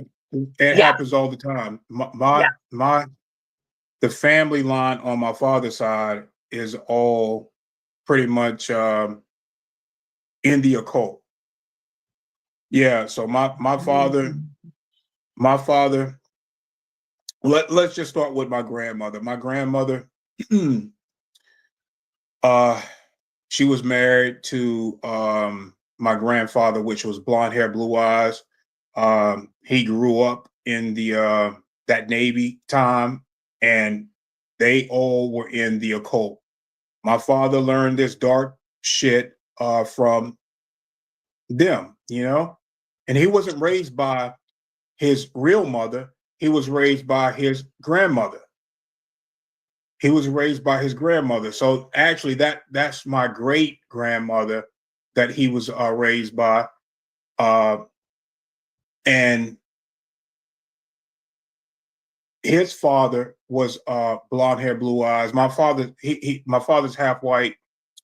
But my father, at the age of 19, he went into the military. He went into the military. He first joined the Marines and then later went into the Navy. But at the age of 19, he had already had 16 kids. He had 16 kids when he joined the Navy. Um, Years went by, then the number got up to 32 kids.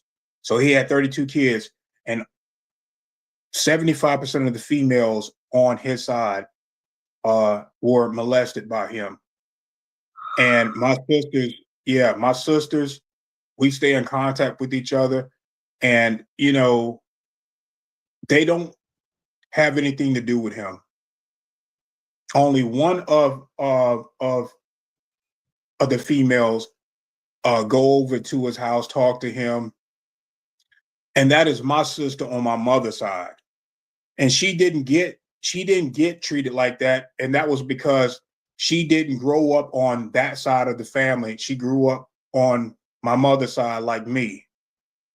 She's But he protected. molested all 90% of the 75% of the females on his side. He molested his own children.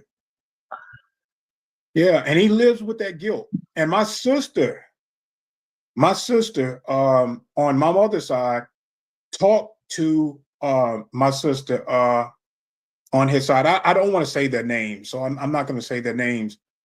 But she recently, I think it was probably about a month ago, she confronted him about that. And he went into a rage. He told her to get out, uh, don't come back. And she didn't for a while. And they just recently started back. He apologized to her. I think it was probably like a couple of days ago. She told me that he apologized. She came over to my house, talked to me about it, along with my half brother that's on his side. And yeah, Wow. so I mean, it happens. It happens, and then we get funneled into these projects, and it's because of my heart center that I took on becoming a white hat. And it's all choice, because both sides will take you on a ride, and you have to choose at some point in your life whether you're going to take on dark missions or you're going to take on light. In the beginning of me growing up, there was a lot of anger, there was a lot of hurt, um, and I didn't really know where it was coming from, but it was definitely being magnified by dark forces to take on a more darker aspect of myself. So Yeah. I used to always get into fights, but I still had that heart. So I didn't like bullies. So and whenever someone would bully a kid, I would actually you know bully that bully, which didn't make it any better. But I just didn't like kids being picked on. But I used to fight all the time. I came up fighting. Yeah. Man. Yeah. I think we're related because my grandmother was married to 6 or 7 men. My mom was the oldest of 7, and I think my dad's got like 9 or 10 siblings and half siblings. I didn't even know this till after my mom died. I think I was like 9 or 10, and I answered the phone one day and found out I had a half sister and a half brother. I got a half brother that's like in his 60s. I mean, my dad's like almost 80. And my Yeah. dad had one kid at 14 and one at Trisha, my half sister, is like, I don't know, in her 50s. I'm 40. We have quite a bit of an age gap, but Mhm. my whole family was dysfunctional as shit. It was my mom and dad that really, like, my dad did not graduate high school. My mom never went to college, but my dad used to say my mom was the only woman with a college education he ever knew. And um, my parents worked their ass off for 10 years before they had me, and I'm the oldest. And they own one of the largest wholesale flower nurseries in San Diego. My mom read a book and she was landing contracts with the Navy in Coronado and Port Magoo, and like she was magical. And my dad, we still laugh about this to this day. My dad had a gambling problem, but my dad, he was a white warlock at one point. I found out he was messing around with the Order of the Golden Dawn, and he was surprised I could tell more about the literature he was giving me than I was learning from it. But all of that, my mom became a financial genius. Like my dad won. This is funny. We went to Vegas, and before we could even get checked in at like Bally's or Excalibur, my dad had won 2 jackpots, and my mom bought savings bonds with them. She took all and bought savings bonds, and it sat there for like 11 years. And when Christopher and I turned 18, we got $500 in savings bonds, But that's how my mom was. And actually, like, we still say to this day, like, the 12 houses my dad bought in Alabama on eBay, which is in the United States, that was money from energy that she helped create. And she's been gone. She died when I was 9. She died at 39, and I'm 40 now. I'm actually like the firstborn daughter, Raw, on my mother's side of the family, going back for shit like longer than we can trace it, that did not die at the age of 39. Like there was like Wow. a curse in my family. Yeah, even the way my mom died 3 months to the day of turning 39, and she died in La Jolla Scripps Hospital, which is one of the best hospitals in San Diego, and she died having liposuction. They didn't even start the surgery. They didn't have an anesthesiologist present. They gave her epinephrine shots that were concentrate, not diluted. And then after they knocked her out, they didn't monitor her. She went into cardiac arrest. They didn't even know that for 10 minutes.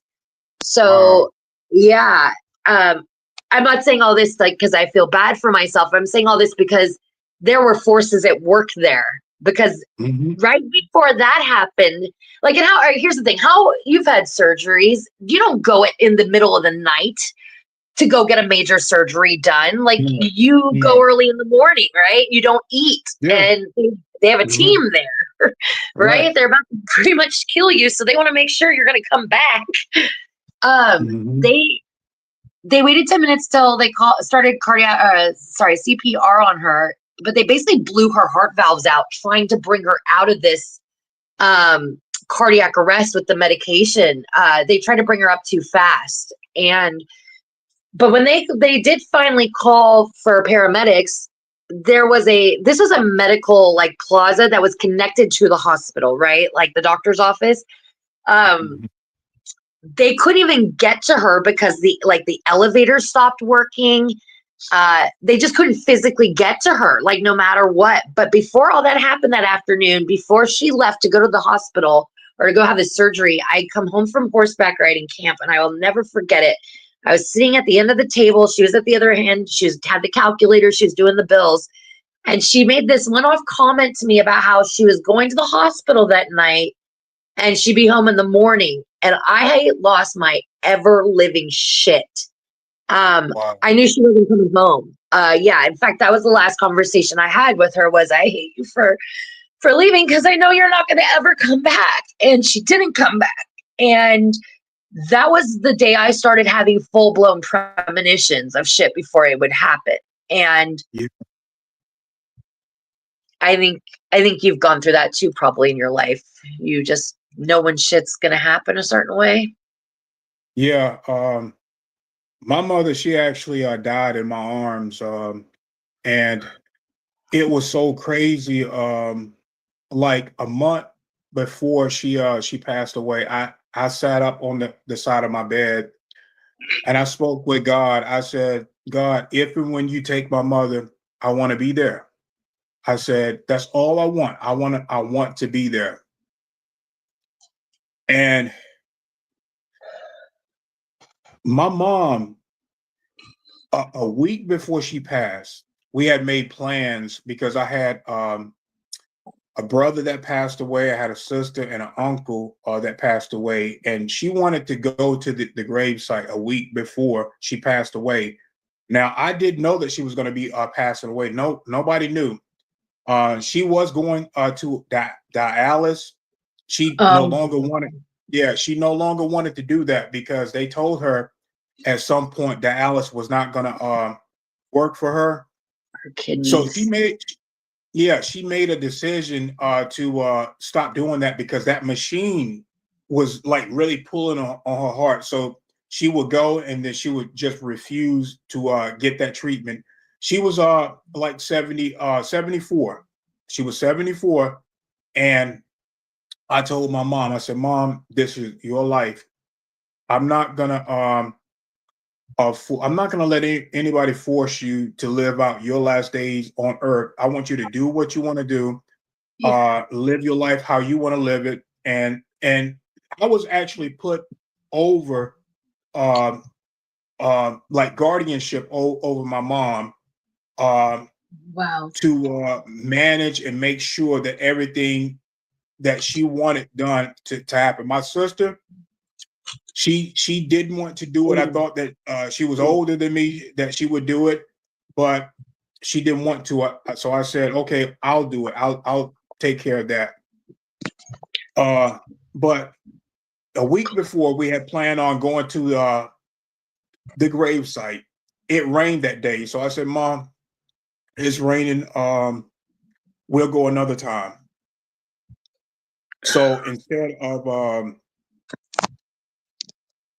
so the day that we picked to go, that was the day that she died. That was the day she died. So I got off early. I got off about 7 o'clock that morning. I called. So I got off at 7 that morning, went home, and in the parking lot, as I'm parking my car, I get this telepathic type of, I felt like something was trying to get in my head. And I didn't know at the time that that was my mother. The higher self was communicating with me, and it was so intrusive, but I didn't understand it because it was so powerful. I thought that somebody was trying to take over my mind, but it was my mother trying to communicate with me, telling me that she needed help. You know, Yeah. so Wow. I went upstairs I went upstairs. I didn't know what this was. And I told my wife, I'm like, something is going on, like something is trying to get in my head. And she didn't know what to do. So I went out of the room and I told my kids about this. And I told, because my son, he's advanced like I am as far as our spiritual.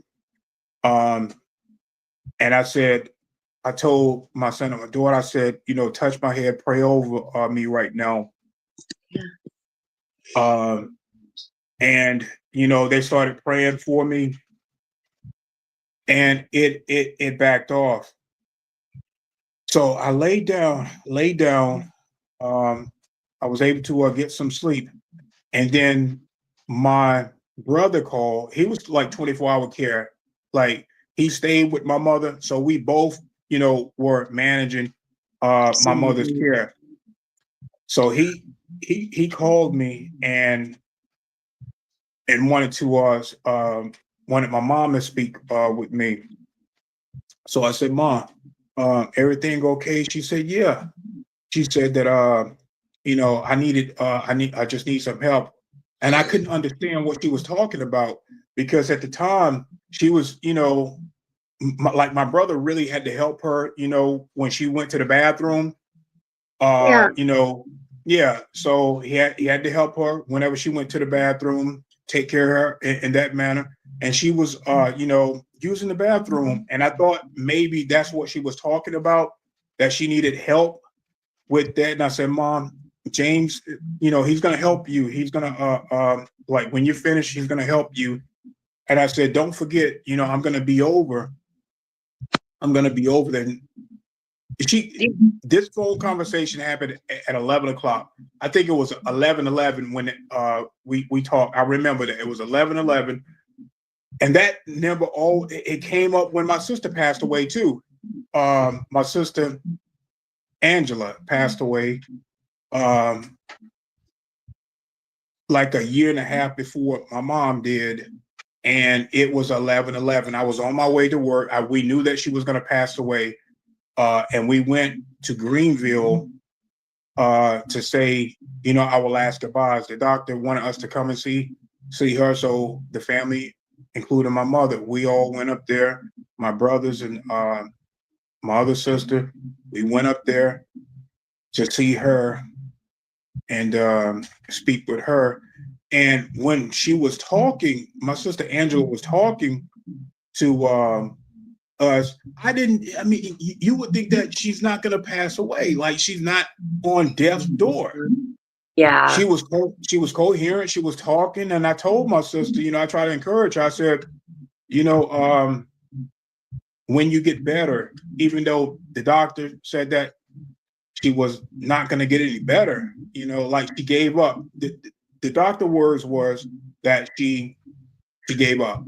Like, it was more or less mental with her. She didn't no longer want to be here. So I encouraged her. I said, sis, when you get better, you can come to the gym and train with me.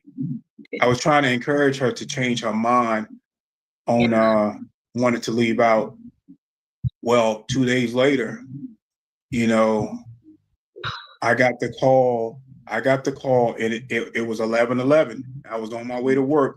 It was 11:11 when my sister called me. My other sister called me and said that my sister Angela passed away. And I looked at the time and I was like, man, I keep seeing this number. But I'll get back to my mother. So my brother, he helped my mom, finish up.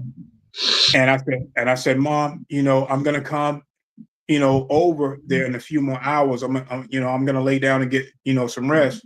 Then I'm gonna come, and then we'll go to the gravesite and see my brother and sisters like she wanted. She was so stuck on wanting to go see them, and she kept saying that she wanted to go see them.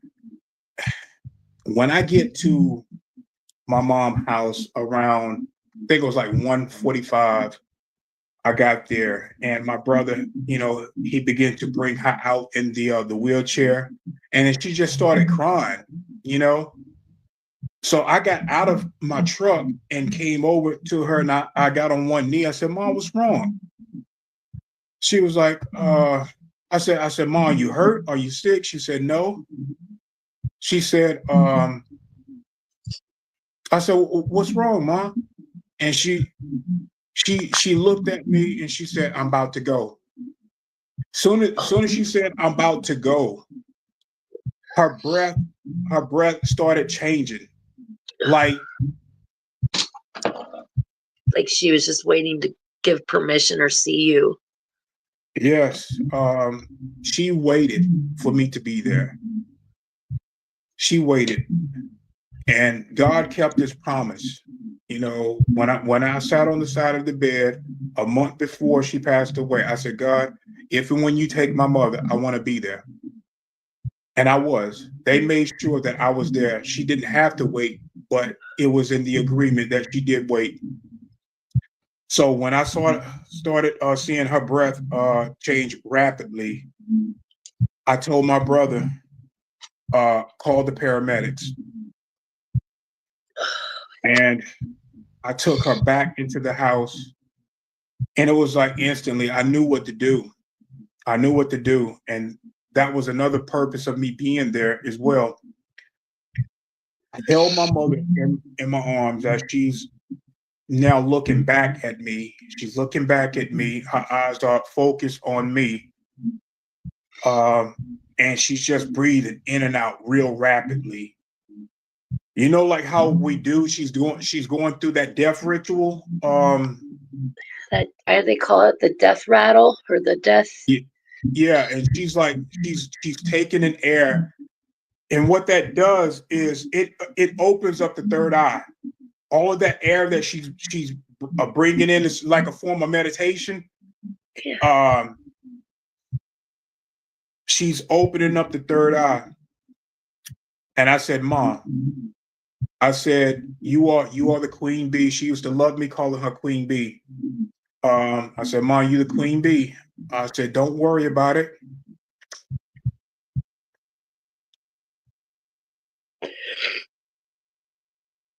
I told her, don't worry about it. That she did a good job. She did a good job, and everything is going to be okay. And I told her, I said, Mom, Archangel Michael is going to be right there. I want you to take his hand, and he's going to take you to God.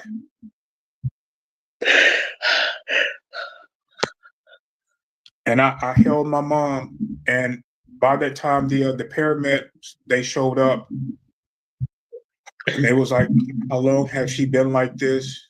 And I told them not long, and they got her on the floor, and then they tried to perform, you know, the chest compressions, which they were not supposed to do. They were supposed to use the machine. It was in the medical records not to do that because of her bones are being so brittle. I later found out that break a rib. Yeah. So they get her to the hospital, and you know they're giving her these what are those shots to get the heart back beating? Like the paddles or whatever. I know they go to like a defibrillator. Where they clear you, right? The paddles. Yeah, but they also do the shot into the heart. Yeah, there is adrenaline shots. Yeah, the adrenaline shots to get the heart. The doctor, he did say that he was giving her shots at the shots, and she just was not. She would come back, and then she would flatline again. And he said, "Look, I really don't recommend that we keep doing this." They knew to call me. I was in charge, and I said, "Yeah." My mom was with me. I felt her presence there beside me. And I told the doctor, I said, you know, yeah, you no longer have to keep putting her through that, because he was like, if we continue to do that, it becomes at some point um not beneficial. It's unhumane to continue to do that, to keep shocking her and keep uh pumping her heart with that shot. And I told the doctor, I said, look, I said, my mother is with me. Like I told him flat out, I said, I can feel her presence around me. And I said, no, you don't have to do that. I'll get on the phone with my sister and brother and tell them that you did everything you can, which he did. He really did. And he even asked me, he said, who performed CPR? I mean, The chest the compression. yeah. Yeah. And I said, the paramedics. And he didn't say anything, but I knew exactly what happened. I knew what happened. Yeah. So I got off the phone with him, and then I called my sister and brother and told them that, mom passed away, that they did everything that they could. And I told my sister and brother, I said, mom is with me right now. Like I feel her presence. It was really hard on me. It was really hard on me. I called the job, told them I'm not going to be coming to work. And of course, they expect for you to take one day and then come back to work. No, I even called human resources because I wanted them to understand that I was not going to be back no time soon.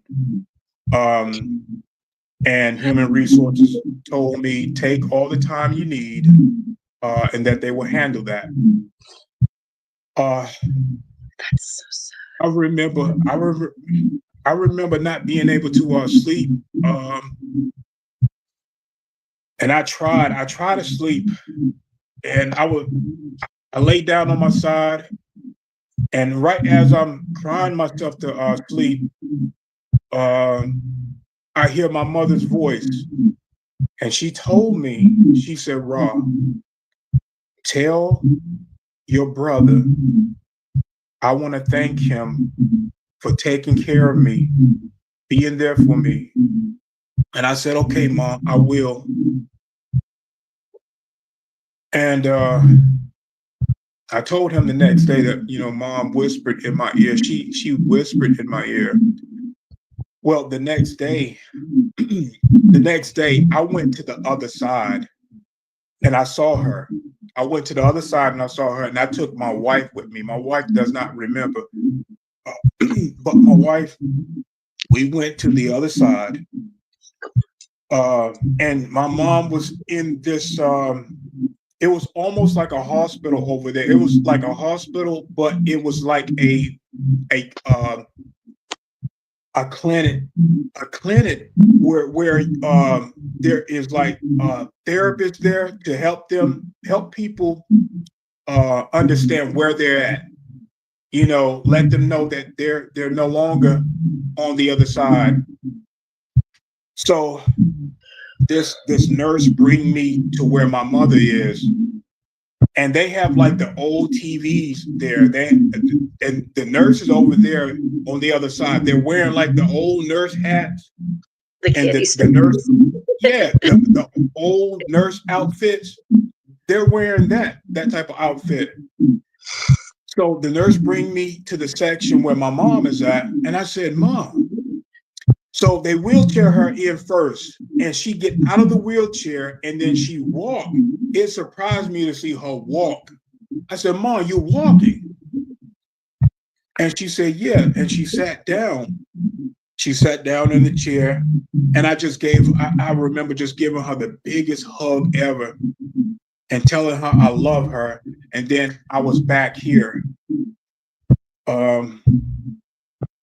And then the very next time would be like a week later, where she came to me. She was in her golden form. She had long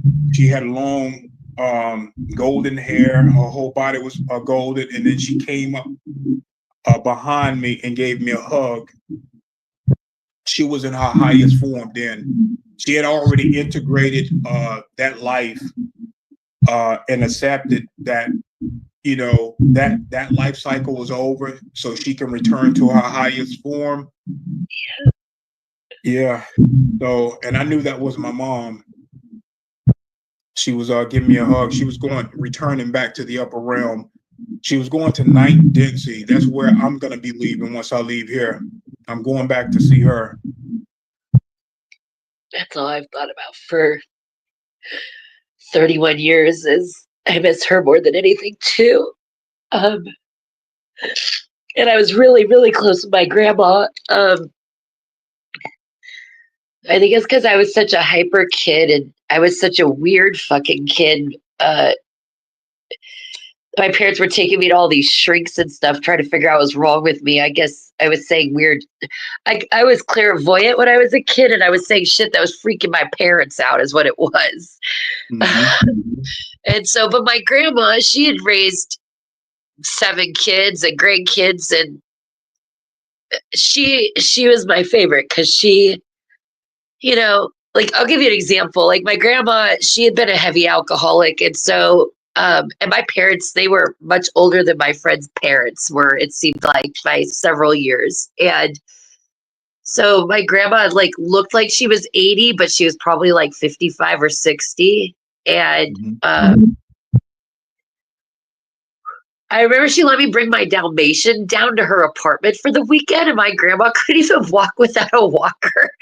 And she took my Dalmatian for a walk, and it practically dragged her down the street. I mean, you can just imagine. Like my mother's side of the family, Raw, they're all from New York City, and they're all 5'0" and 110 pounds soaking wet, and I'm 5'7".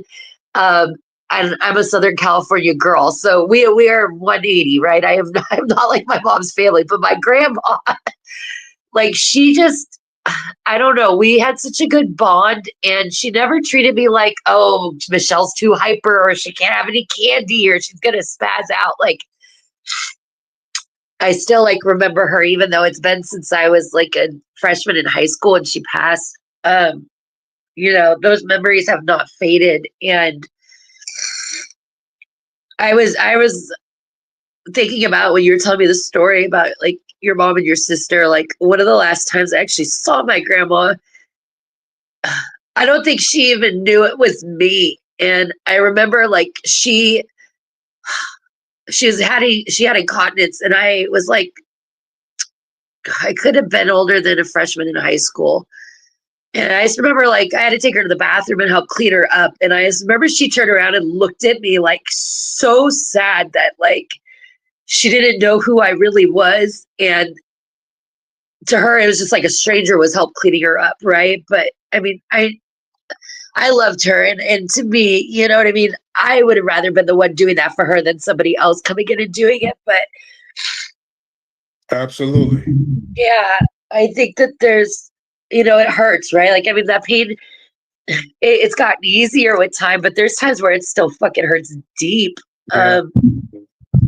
Yeah, like I cannot listen to the song "You Are My Sunshine," like, because she used to sing that to me when I was little. So that's the song that always gets me fucking crying. Yeah. But I feel like you and I, like, you talked about coming here and the reason why. And I know I've come here for the same purpose. And, I think angels are warriors of light too. But one of the things we have to do, and it hasn't even have to do with war, is we have to hurt for the people that we love sometimes. There are so many people. There are so many people out there right now that feel like they want to do more. And what we have found, like when we psychically connect with these people, that they are operating on another level. They think that they're not helping, but they really are. Like the people that are in tune with these channels, with disclosure, they are working at another level. They can go into an angelic form and start doing like energy work. They work with animals in another spiritual form. They have so many forms that they work in or operate. Some even go, they leave their bodies, go back to their starship, and they get like other missions that they go on and do, or they go into their bodies on ship where it's in stasis, and then they start operating that body and start working. This is what we have found, not only just under regression, but they come back with that information. Like, I'll leave this form and then I'll go onto a starship and I'll step into my other form, whether it be like a Pleiadian form, whether it be like a Arcturian form, Andromedan or avian or any other form. Sometimes they'll just have like a plasma body that they go in. But a lot of times they come back and either they do remember or they don't remember the mission at all. But they do a lot of work. They do a lot of work. I think we're doing many things on many timelines or dimensions or densities, whatever you want to call it, right? I don't think we're all in the same form at the same time. I think we're doing a lot of different shit. Yep. That Jay said that he went to that hospital. Is that what I'm reading? Yeah, that's pretty cool. Yeah. I really think you and Jay would have some really interesting talks. Let me find the comment right before that, because I think it was about his father. Oh, thank you, Aaron. That's really nice. I love even my friend Danny, who I haven't seen in over almost 10 years. We used to work together when we were in Oklahoma. Even she's in the chat. That's pretty cool. I love all you people in my life. You don't even know how much I love you all. Jay, I'm sorry, I can't. When my father died, he said he stayed drunk for 3 years. And then he said, "Oh my God, Ra, I've seen that hospital too. My uncle was there when I was, and he was having an out of body experience." Mm-hmm. I'll put it on the screen.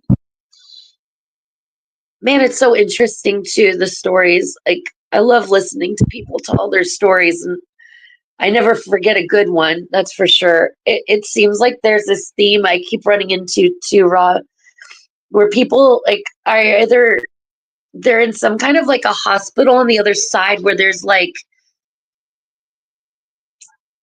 healing almost, like I've heard of like these gems that cover like these like buildings, right? That like sparkle, like with words for them, and that there's like healing baths there, and they heal the soul before it goes on. Yeah. Do you know that we train on the other side?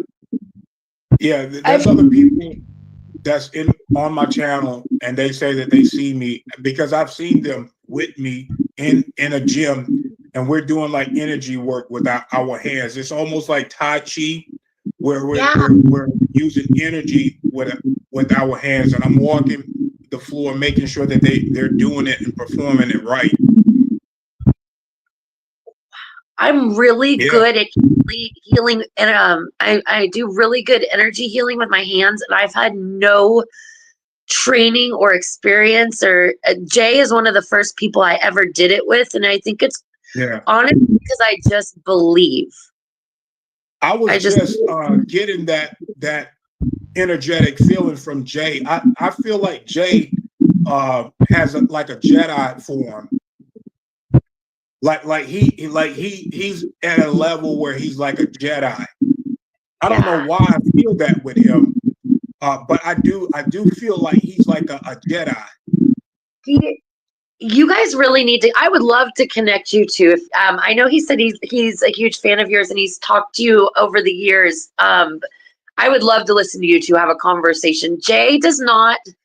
Like, he's the one I said doesn't sleep like the rest of us. Like he goes to bed, his eyes closed. He is physically somewhere else, whole body, everything. Yes. Yeah. I get that feeling like he's an advanced soul. Like he's very advanced. Jay and I had a past life together in Tartaria. Yeah. I don't have any memory of it at all, but he's seen me. I don't know, maybe you can put more information about that. I don't know exactly what that means, but he sees me somehow or has seen me or glimpsed me. and I don't know if this is before we ever like connected in this life or after we started talking. Yeah, he said he would really like to do a show with you, Ra. Yeah, I think you guys would have awesome. You guys would just be good. I think you guys would be good friends. He told me though that you can send him my email. I'm sorry. Go ahead. You can send him my email. You can give him my email. Yeah. Okay. Did you hear that, Jay? For $50, Ross says I can give you his email. Yeah, I will definitely pass your email along to him. No problem. Hey, Man, I've Jay. been on here for over 2 hours, so Okay. Yeah. I can stay on all night. But if you're, I know you still got a family and stuff and a rabbit and all that you have to walk. I wanted to ask Jay, what star seed do he align himself with? What do he feel like close to? Because I do get like I see like when I connect with him, like he has a legitimate Jedi form, like he's very advanced. Okay, so let's see, Jay, or Mark. Mark, can you help us with that too? All right, so Jay, we want to know how you've connected. Like, I don't know, like starseed or like his higher self. We just want to know, do you have the Force, Jay?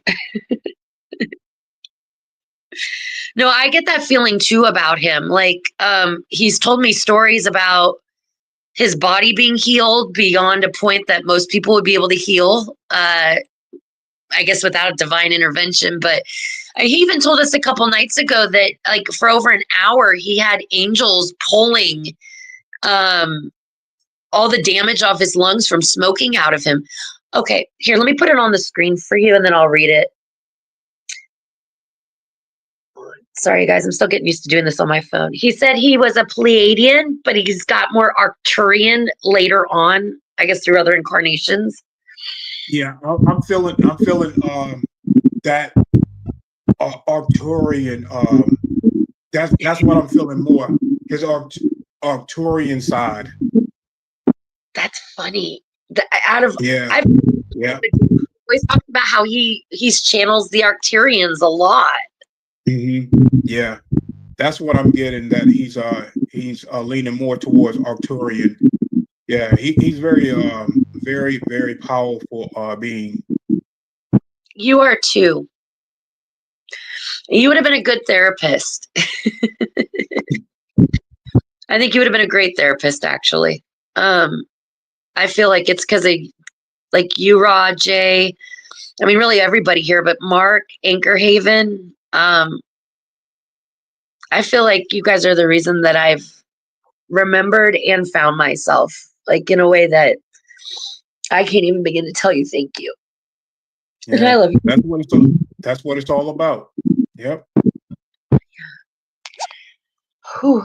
I think this is one of the most vulnerable, intimate, emotional conversations I've ever had. And I don't think I could have asked for a better conversation than to go out on with. And I'm hoping that I don't know what the future is going to hold, but I hope that I get to do podcast again in the near future. But all that aside, I am not going to lose touch with any of you guys. I love you all way too much. I talk to most of you every day.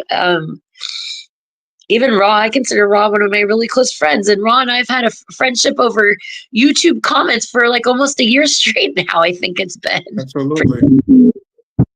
We're going to continue to talk. You know, we're not going to lose touch. No, and actually, this is so fun. I didn't even barely sleep last night. I put together a whole decode to do with you. And I'm going to send that to you after this chat ends. And that's my gift to you. And that is all the information in 8 years that I've figured out. And I want you to have it. Thank you. I really appreciate that. No problem. I think you're the right person to give it to. And I know you'll do the right thing. I don't know what the hell to do with it all. I just keep fighting and I'm like, what do I do with it at this point? But I think you're a warrior too, like Jay is. So I think you guys know what to do. Absolutely. Yep. We came here to get the job done, and we're going to get it done. We absolutely going to get the job done. We didn't come all this way to fail. Jay says that all the time. We came because we're the toughest of the tough. We came because we could. There were people that wanted to come and couldn't come, and there were people that could come and chose not to. But we came. Absolutely. I think about those words every day. They give me a lot of, they make me feel like I have purpose, but they give me a lot of hope. And I do want to say, because I know we talk about a lot of dark stuff, you guys, but I have so much hope for the future. And I just have so much hope that I'm going to know you guys for eternity. And there's not going to be any more mind wipes and us having to find each other again, because this has been like a soul group for me. Absolutely. I really want all of us to stay connected. Now that I'm going to be linking with Jay, talking with Jay, I want us to grow very powerful to help the planet, help the people of this world. Me too. Me too. That's all I want to do is I just want to help heal people, heal. I don't know. I just want to take people's sorrow away, and I just want people to not feel alone, and I want people to know that they're loved. Mm-hmm. That's it. That's the message that I have. And I guess I just got to get a little bit louder and talk a little bit more just so that those people can find us that haven't found us yet. Yeah, absolutely. We got to keep going. We got to. All right, you guys. I know I've kept Raw for over 2.5 hours, and I'm so grateful. Did anyone have any last comments or any last words they want to say before we say till next time? And Jay, I will definitely, as soon as this show ends, I'm going to get you Raw's email, and then I'm going to send Raw the decode I did. He says I can talk to him. He said he'd like to talk to you, but he likes listening to you too. Okay. Jay, you do really good on shows once you get comfortable with people. You're just fine. That's why we did great, because I talked too much and Jay just let me just take over until he got comfortable, and then we found balance. So it was good. You're going to be just fine, Jay. Okay.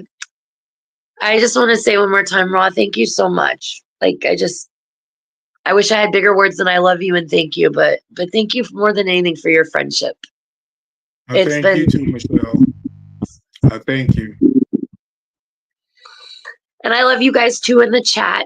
And I think I deserve a sponsorship for Kleenex. I think I've earned it. All right, you guys. All right, I'm going to go ahead and I'm going to hang up the chat. You're very welcome, Jay. You're very welcome, Maya. All of you are welcome and you're loved. And I'll see you guys soon. Have a good day. Have a good one. We'll see you on the flip side. All right. Bye-bye.